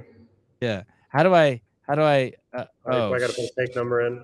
Shit, I'm just putting my number in. Fine. I just had to. See it. Okay. That's funny. It says, what does it say? Level 7 years. Our 7th year ends in like a month. No. Yeah. We start. Yeah. Dude, 2006. you have an L4 at your gym. Is what it says. Is it? Does that Says mean you have I've just Oh, wait. I don't know what. Oh, wait. Shows the CrossFit credentials of the gym. Higher level coaches 3 and 4 have spent thousands of hours training people. Check the courses. I can't tell if this means you have 0 or if you have. I'll take it. I mean, I have a level 2 that's expired. They're going to get on me for that, aren't they? I need to get that redone. They were cool about it. I said, look, we live in Bali. My thing expires during COVID. There's no way I can fly anywhere to get a level 2. I've been doing this for 10 years. Can you, and they're like, no worries. Yeah, just get it done this year. I'm like, okay.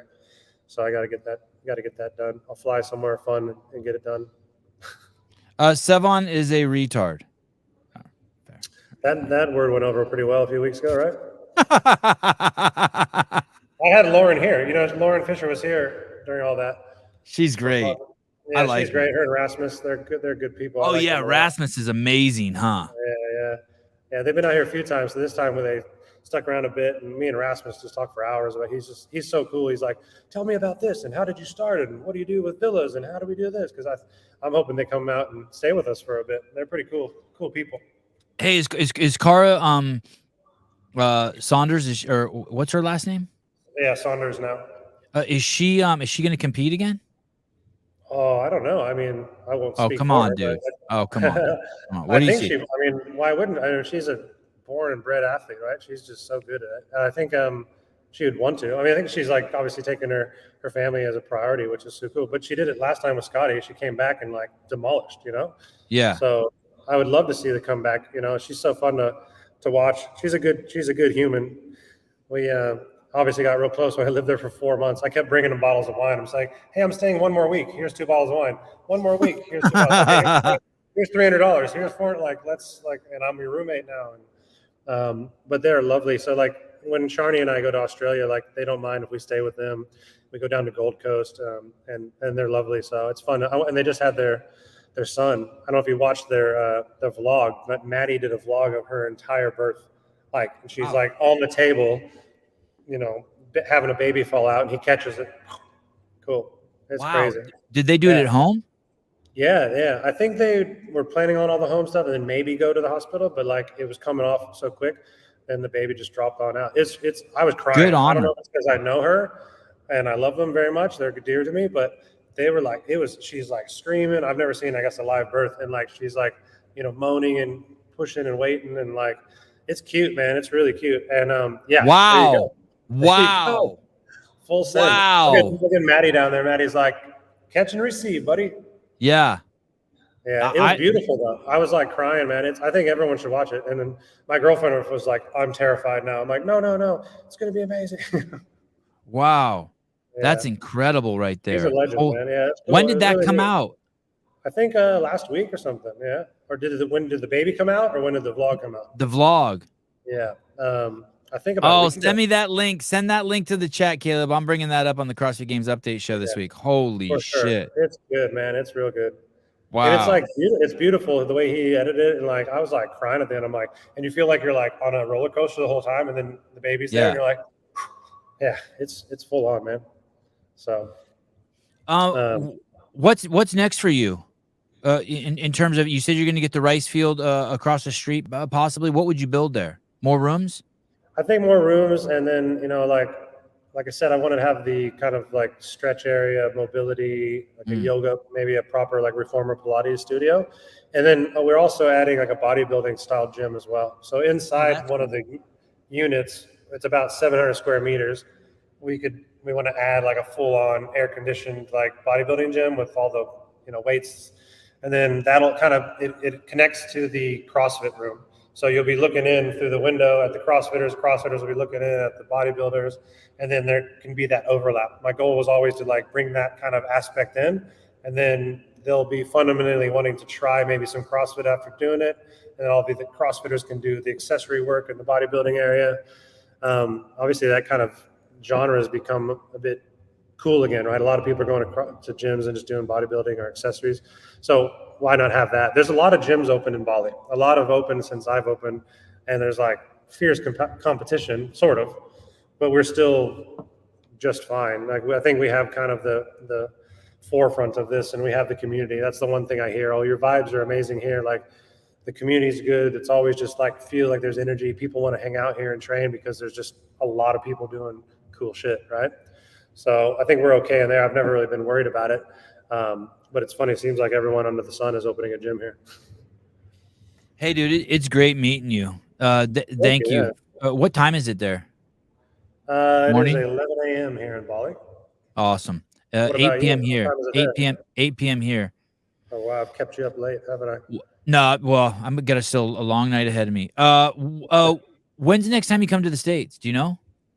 Yeah, December 21st. So I'll be out there for Christmas. Yeah. To Orange County. Yep.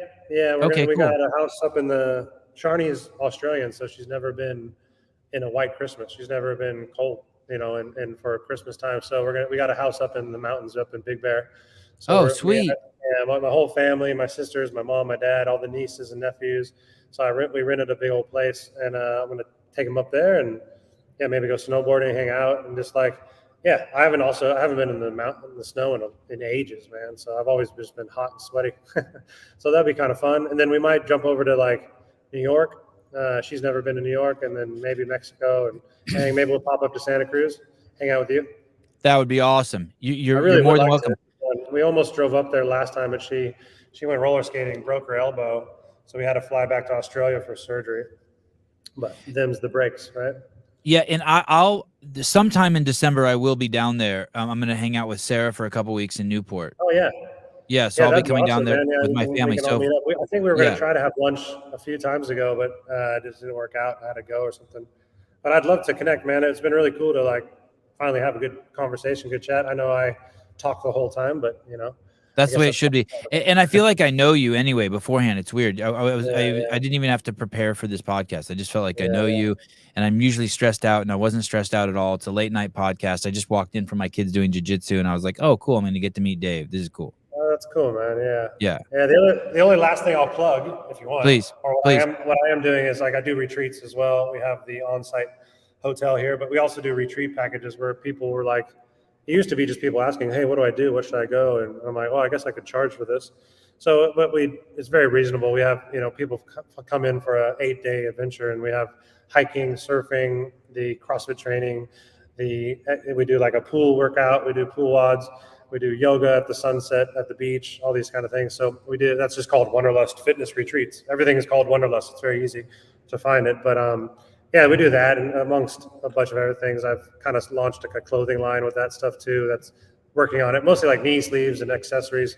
It's kind of cool to see how many people want to wear this little Wanderlust insignia. So I'm stoked that people want to buy that little piece of memorabilia and take it home. But other than that, I won't plug anything else really. Hey, if you ever want to just come on for 10 or 15 minutes, be like, we have a new retreat coming up, or we've released. I'm always open to like, that's what I want to do. I want to be this portal for, like, I just went and hung out with Athena for all day Saturday up north. She did a Scaled Nation Large Bodies seminar, and I just went up there and filmed and hung out, and I helped her promote it ahead of time. And so like anyone who's like in the space who has stuff that I want to be that, tell me about it. I want people to be like, oh yeah, shit, I saw on the Sevan podcast, there's a retreat coming up, or, hey, you got this new knee sleeve that's from, you're always welcome on the show. We can shoot the shit or whatever. Yeah. And any bullshit you want to chop it up with. It doesn't, we do shows all 3 or 4 times a week that are just like 10 or 15 minutes with different people. You're always welcome. Yeah, that's cool. Yeah. Reach out to me. I'll take you up on that. That'd be a fun way to do it. And it's fun to have like this kind of chat. I like being a part of this. I might try to everyone's telling me I should do a podcast or some kind of thing. And it's more like the back end support. I don't know if I have yet to do that, or maybe if I get someone to edit and do all the things.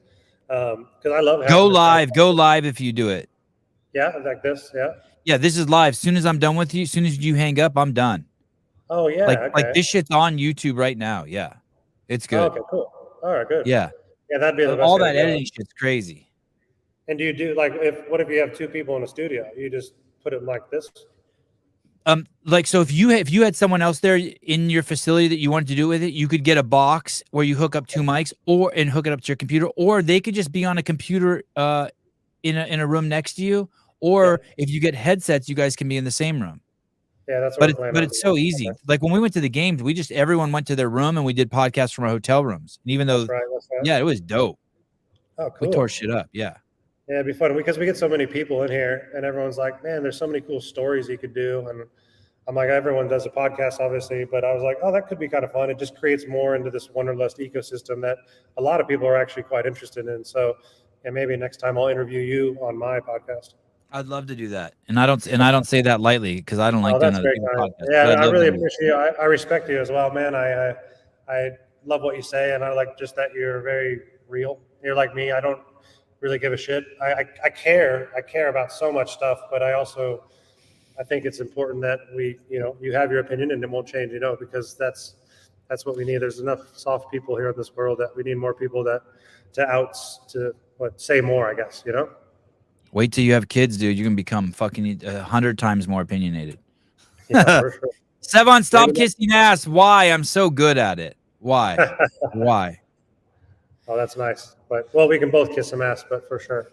Yeah, Okay, when I'm but- back, let's hang out. I'll hit you up when I'm in California. I might come out in November. I'm not sure if I make the Rogue thing and I go in there and watch them and then jump over to California for a bit. But I don't know. I'm pretty busy with some stuff, so we'll see. I'm going to Brisbane tomorrow. Flying there for a week. Oh, cool. Oh, wow. It's amazing how much you get out while you still have to manage the empire. It's crazy. Yeah. Every time I feel stressed out knowing now that you're going to Brisbane tomorrow. I'm like, oh, that stressed me out. Yeah, I mean, I got a good team in place, man. I gotta say thank you to them because they allow it to still happen. And I set up those things. The first 3.5 years, I didn't leave Bali. I mean, I left for a minute, but I didn't have a Christmas with my family for almost 4 years. So I put in the hard yards. It was just me coaching every class, managing, hiring, everything. And now at the point, like I only coach 3 to 5 hours a week. So if that's because I want to coach and I want to be involved, I still want to, be part of the community. I've never been the guy that will just like, hey, I'll stand back and, count money or whatever. Like I want to be involved because this is my name. It's my business. It's my everything. It's my brainchild. So I still, like I said, I program every week. I have someone else program the weightlifting. I have someone else program the booty builder class, but I program the CrossFit stuff. And I've been doing that since we've opened, HQ needs to do a retreat there. Yeah, man. That'd be cool. We had like CrossFit gymnastics. We've had CrossFit weightlifting.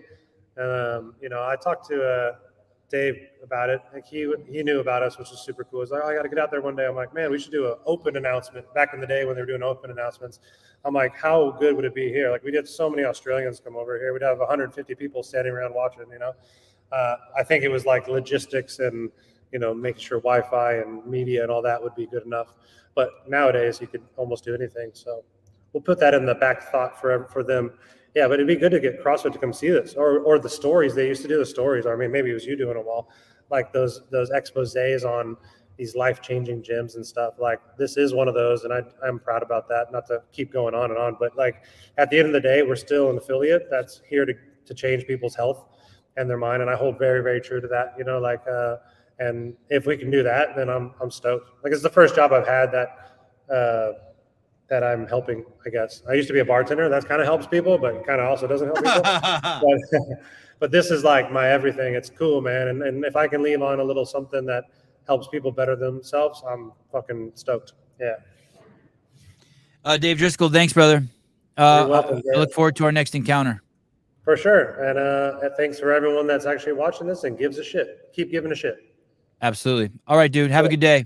Safe travels tomorrow. Bye-bye. All right. Bye. Takeaway number 1, open gym in Bali. Takeaway number 2, get hot chick. Takeaway number 3, give a shit. Give a shit. Oh, yeah, I forgot about that. Dude, I can't believe why does yours sound so good and John Young sounds like ass? I feel like he doesn't have his plugged in all the way. He doesn't. Something's not right with his. It's got. He's not even using his, dude. No, I'm pretty sure I've heard come through his laptop. So Yeah, it's fucking unacceptable. Fuck. I wonder if he's awake. John Young, are you awake? John, he probably are went to sleep you 2 hours awake? ago.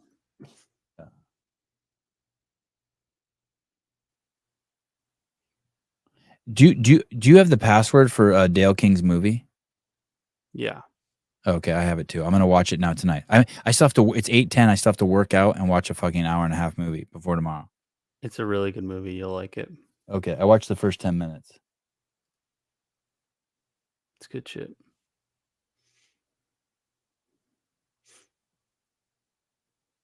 Oh, what is this?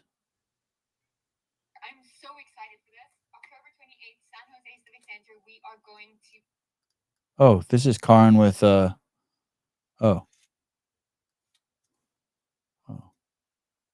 Thompson. Can I play this on my podcast? Can I play this?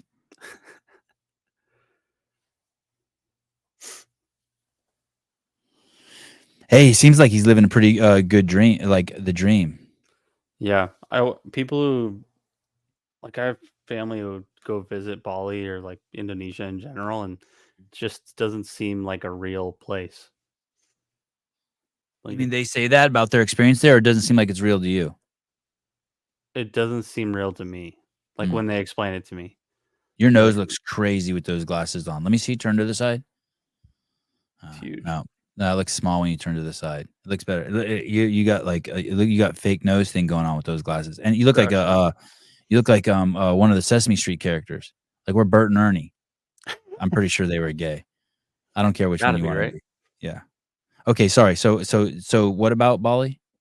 Just that seems surreal. Like this guy owns a business that probably employs. It seems like half the city. Dude, 87 people. That's nuts, dude. Oh, Mr. Potato Head, Jeff Bako. Yeah, there you go. That's good. God, that's the first funny thing you've said all day. Thank you. Finally. I was getting worried about you. Hey, dude, to say that a guy with tattoos and a man bun is cliche is cliche. Your line saying is cliche. Son of a bitch. He is the like OG. You see what do that though. You see what I did there, Mr. Bako or Mrs. Bako or whatever you are? Fucking inceptioned your ass. I don't even know how that movie works. That was the Leonardo DiCaprio movie, right? Yeah. Dude, back-to-back shows with Leonardo DiCaprio references. Thread. It's a thread. Oh, Snuffleupagus. His hypermasculinity is toxic. Also valid. I need to I need to watch this movie. It's Dale King has a movie about his gym, about the whole city of Portsmouth, about how it was like the mecca for some drug. I forget which one. Opiates, in general. Fentanyl. And so he's coming on tomorrow. Oh my God, dude. This is crazy, dude. So I apologize to the Fit Farmer, like the R1, but dude. Dude. I don't even know what it is, but dude, look at his forearm, dude. It says former pro natural bodybuilder turned farmer and sharer of good foods. I gotta have this dude on. How random. He's got a yurt. Look at this yurt. My wife wanted to live in a yurt with me. I'm like, let's get a house. Maybe I'll put that up on our property. We'll have a yurt. Are you familiar with that term? Look, his kid's got like the little Buddha, like Buddha colored, like he's raising the Dalai Lama. Yeah. Yeah. Oh, this dude's in heaven. This dude has a kid and he's living off the land. In a yurt. In a yurt. Does he have 4 kids? 1, 2, 3, and then he got a baby? Jeez Louise. Damn. I want to hear him talk. Hold on. Let's see if we can find a place where he talk. Oh, here we go. Fire it.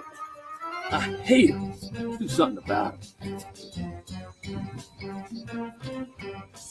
Oh, this is a good video.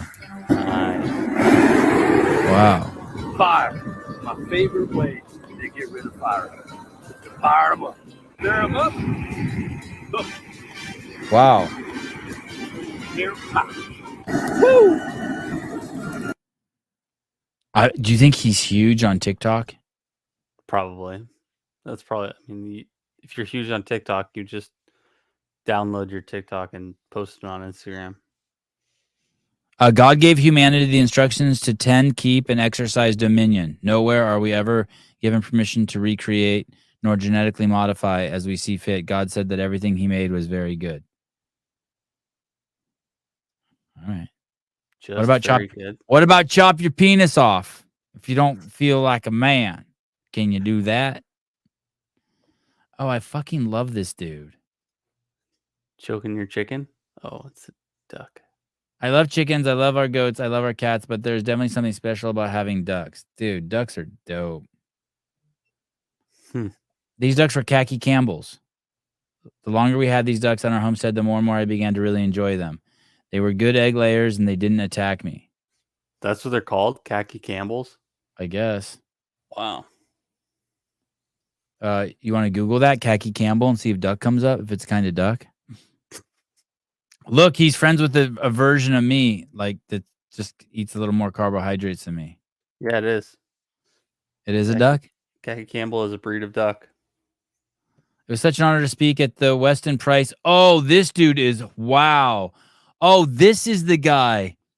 People, anyone who wants to learn about fluoride in dentistry, like the way dentistry is really supposed to be done, follow this dude, Weston A. Price. This is the dude I'm supposed to turn. Shit, I gotta follow these people. Yeah, this is what I needed to turn Tyson Bagent onto. Shit. Yeah, this organization. Yeah, Weston A. Price. This dude cracked the code on dentistry. Yeah. Yeah, look at our article, Timeless Principles of Healthy Traditional Diets, is one of the simplest ways to learn about us, what we teach, who we are, and what we do.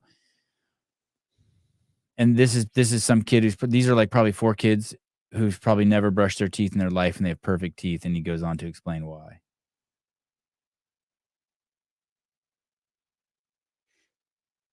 Damn, those are perfect teeth. My God.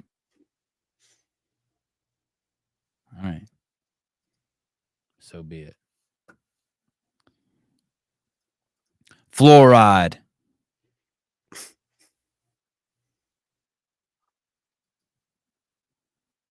Neurotoxin. Yep, neurotoxin. Good job. Fluoride. Yeah, big healthy jaws.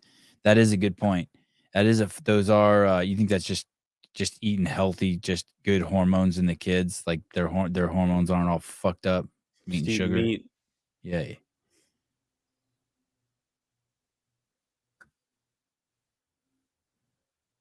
This dude in the upper right looks like the black version of my friend Nick. He looks exactly like my friend Nick from college, but my friend Nick was like white and covered with moles on his face.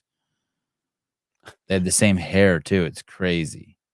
Hairstyle. My friend, obviously he was white. He didn't have that hair, but just like combed it picked up like that.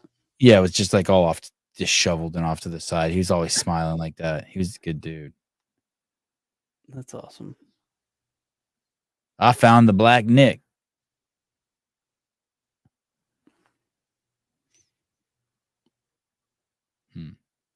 Yeah, Weston A. Price.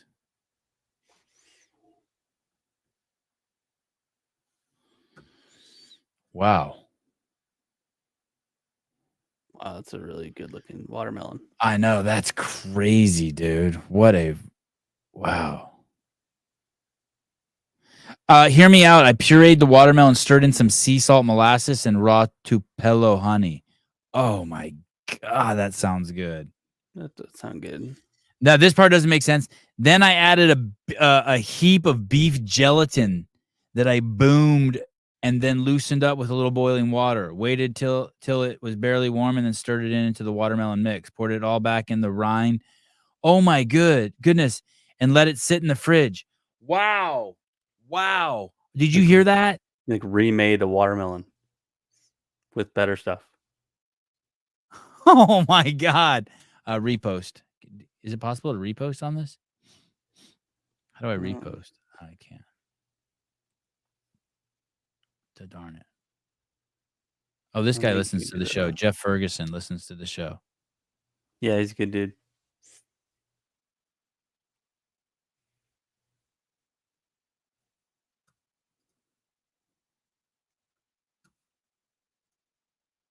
My fucking phone number got given out on this show. Great. I don't give a fuck. Where's the last guy I had? This guy. Follow. Message. Oh shit, there's all my fucking Yep, there's all your DMs. Oh my goodness. I'm so sorry, everyone, if you had something written in there that outed you as a homophobic, racist, transphobic, Jew hater. I apologize. Oh my goodness. Okay. Dear Mike. Dear Mike. I would love to have you on my podcast. It's another God dude. What's up with me and the God people? I would love to have you on my podcast. There's just so many of them. That's good. I wish there were more.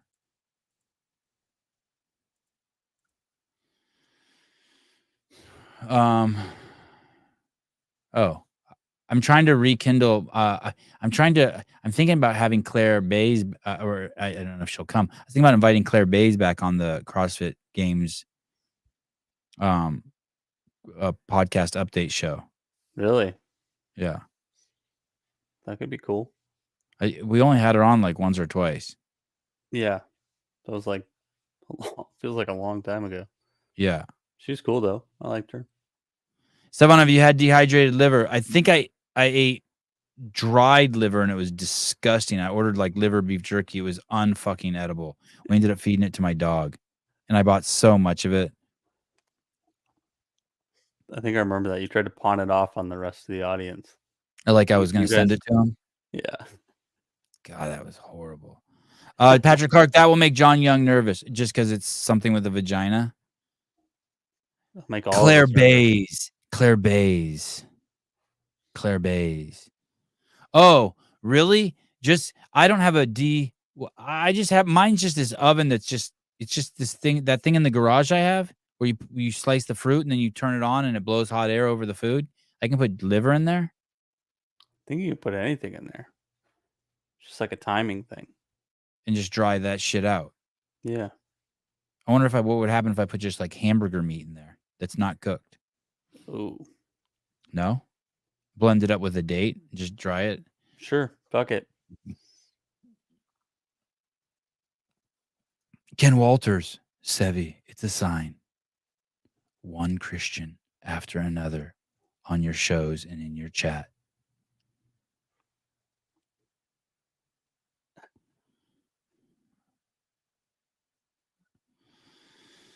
Jerky too.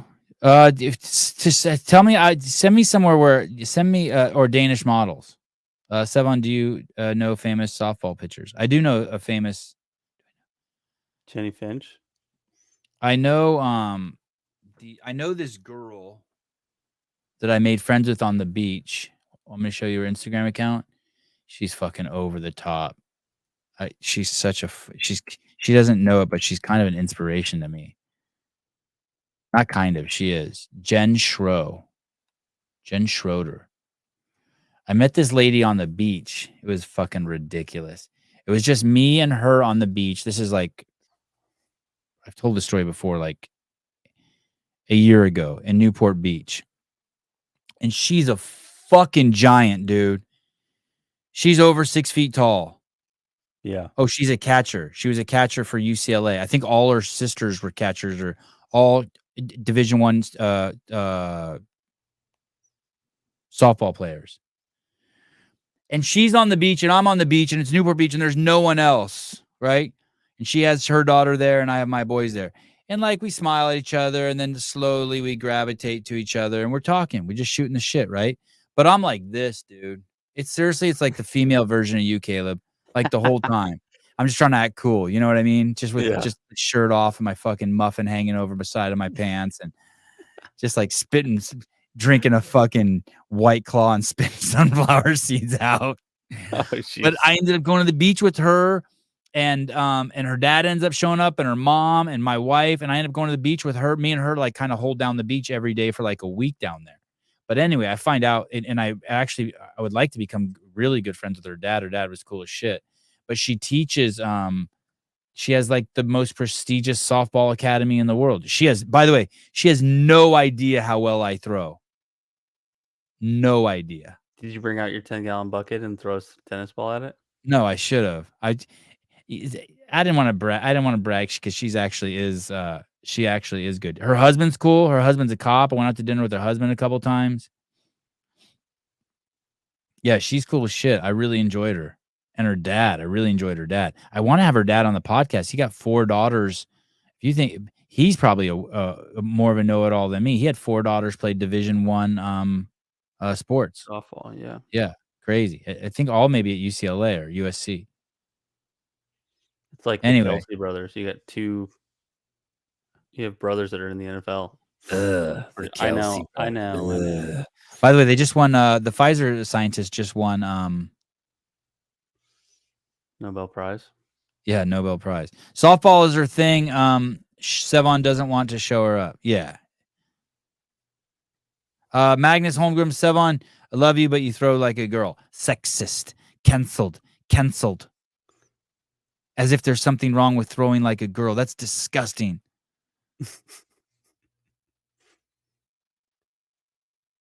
My wife can throw better than me, that's for sure.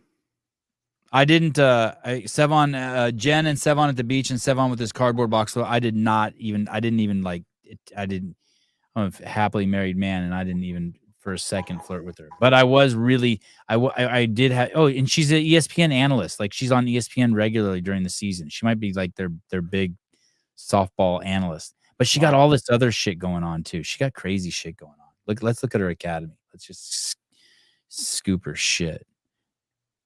And her dad's a real estate mogul. Her dad's a cop turned real estate mogul. I spent a lot of time with him when I was down there.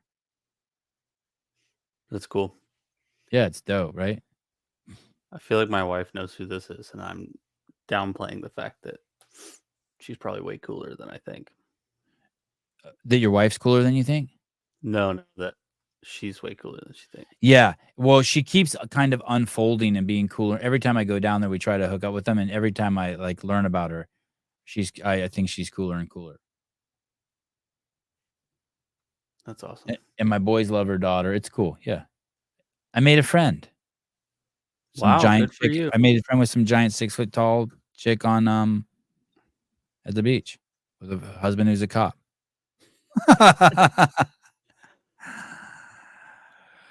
I do not throw like a girl, by the way. I have crazy core to extremity, brother. Crazy. I could flick, dude. I could flick a bean. He's got the wrist motion and everything. Yeah. I can, and I flick both ways. Core to extremity. I know I suck at networking. Trust me, I am fucking ass at it. Do not think I am not a good networker. I don't want to be around anybody. Fucking hate it. Oh, here we go. I am. Okay, cool. You are. Oh, okay, cool. How about fucking ding dong? What the fuck, John Young up?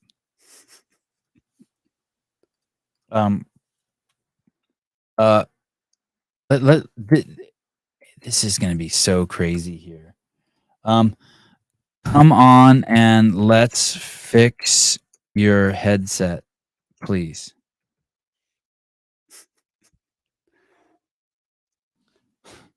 It'd be hilarious if we couldn't actually fix his headset.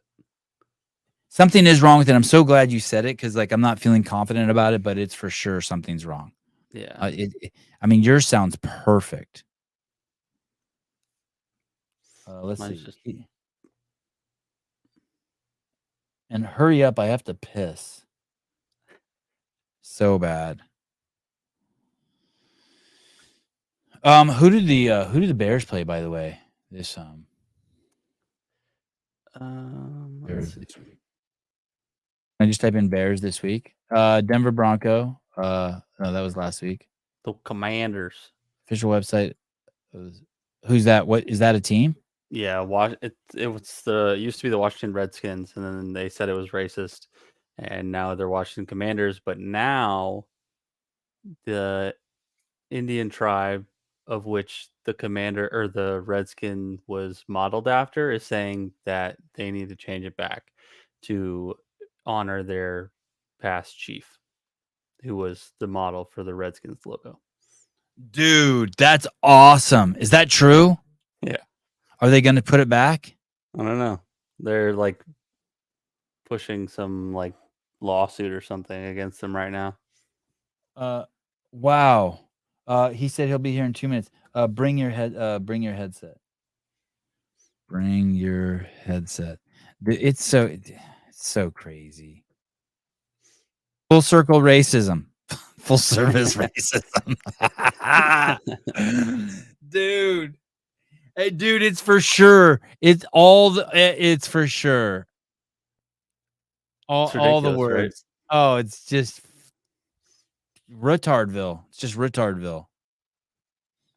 Just complete fucking.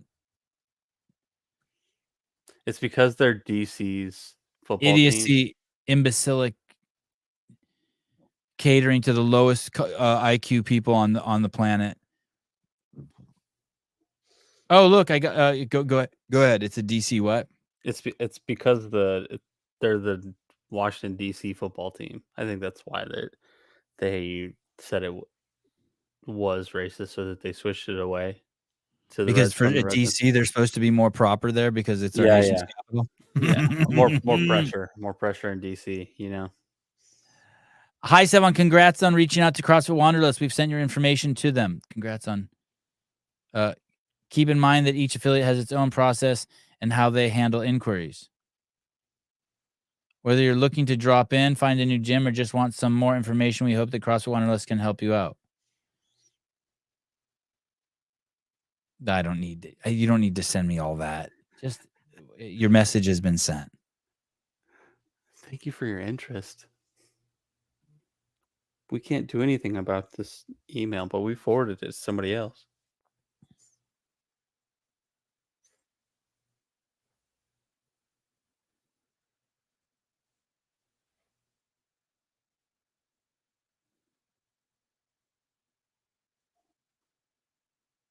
Oh, shit.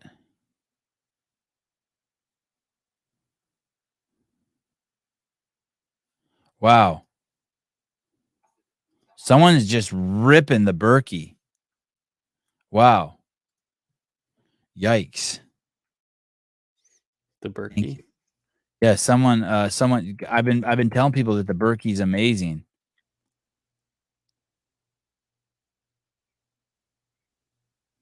Hey, that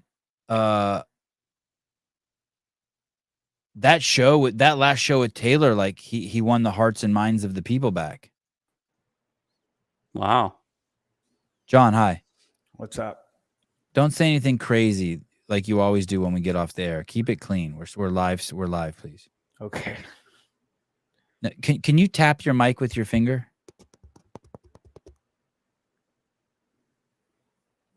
Jarrett. Son of a bitch. Son of a bitch.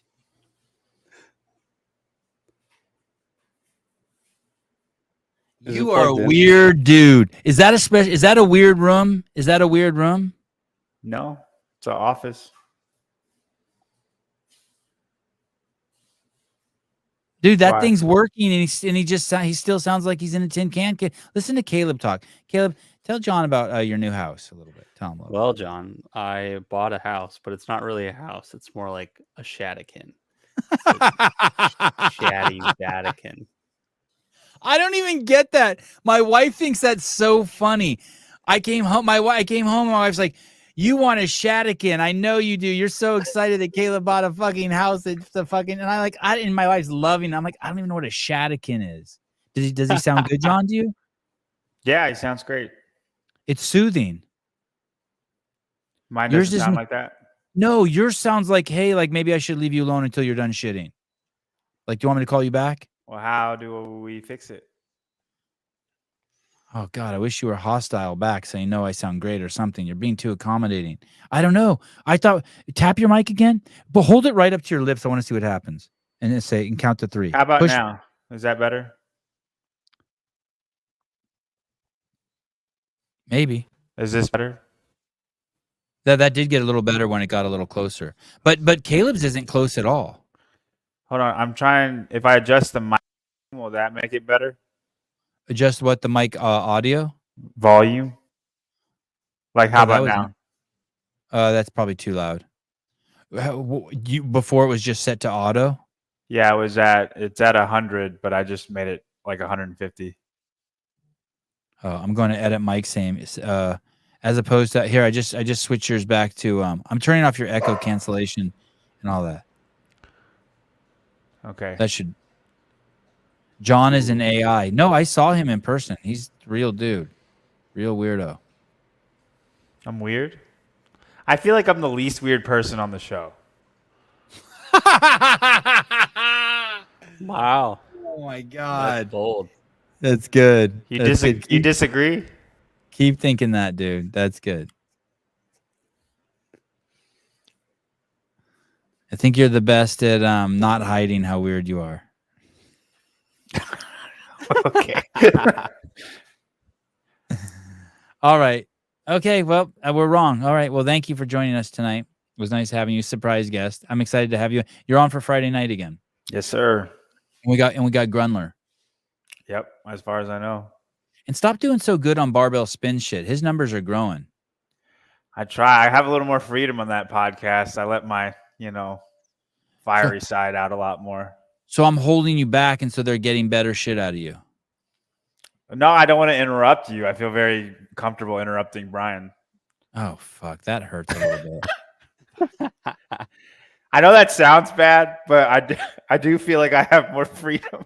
No, I hear you. I hear It's you. all- I'm a tyrant and an asshole. I get it. I'll put it through. No, the not decoder. you. But if there's like 6 people on here, I'm just kind of like, I'll wait till I'm called on. It's me, Grunler, and You know what I mean, though. Like last time, there was like one of the times there was like 6 people on here, and right. it was just, Well, this week it's just me. This week we've swapped out Tyler Watkins for Grunler. All right, good. We can debate how to answer a burpee workout question. Burpee. What question was that? I'm talking about the text thread. Oh, okay, yeah. Okay. 17. Yeah, didn't think I'd get chewed out for that, but You idiot, John. I know. Feel like that came out of nowhere. All right, John. Thank you. You're a good dude. Thank you. Thank you. Yeah. All right. I just wanted you to know we're committed to making you sound better and better. All right, do I sound better now? Yeah. I guess I'm just all fucking flustered. I need to get you off the show so I can commiserate with Caleb. Okay. Okay, I'll leave. Okay. Bye. The fuck, dude. I don't know. That's weird. I wonder if his cable, if he has the wrong end of the cable. It's that room, dude. Yeah, it's probably the room. And I thought I sent him foam, and he said he didn't get it. Okay, I'm gonna send him more foam and see what happens. 68% better. That's what I was thinking, Renee. I was thinking somewhere between 65 and 69. I was thinking more 69, but that works too. I don't think it's inappropriate to do a handstand at Auschwitz. I mean, maybe it's not ideal, or maybe it doesn't make for a good post, but I don't think it's like offensive, even a tiny bit. I did one at a Civil War battleground, like on a stop sign. Yeah. And my dad just about lost his shit. He thought I could see being a dad and being like, "Don't do that." he thought I but- was gonna get canceled. I'm like, I was like 16 years old. Wasn't even using the internet. Canceled. Oh, Caleb? Do you have carpet on the floor? Yeah, but Caleb moves from location to location, and he always sounds good. His voice is smooth. I have carpet in the floor here right now. Clock. It's not like he did it in a gas chamber. It was outside. Jesus. All right. Okay, I got shit to do. All right. Thank you, everyone. I'll see you tomorrow morning. Greg Glassman, Dale King from Portsmouth CrossFit will be talking about the new movie that's coming out. And do we have a podcast tomorrow night too? I feel like there's just so many podcasts going on. No, there's nothing tomorrow night. And then on Wednesday, Brian Friend and Facundo will be back. And then on Thursday, Helen Taylor will be here. J.R. Howell and Taylor Self will also be doing the Shut Up and Scribble show. Oh, Travis Mayer and Devin Kim on Friday. Crazy.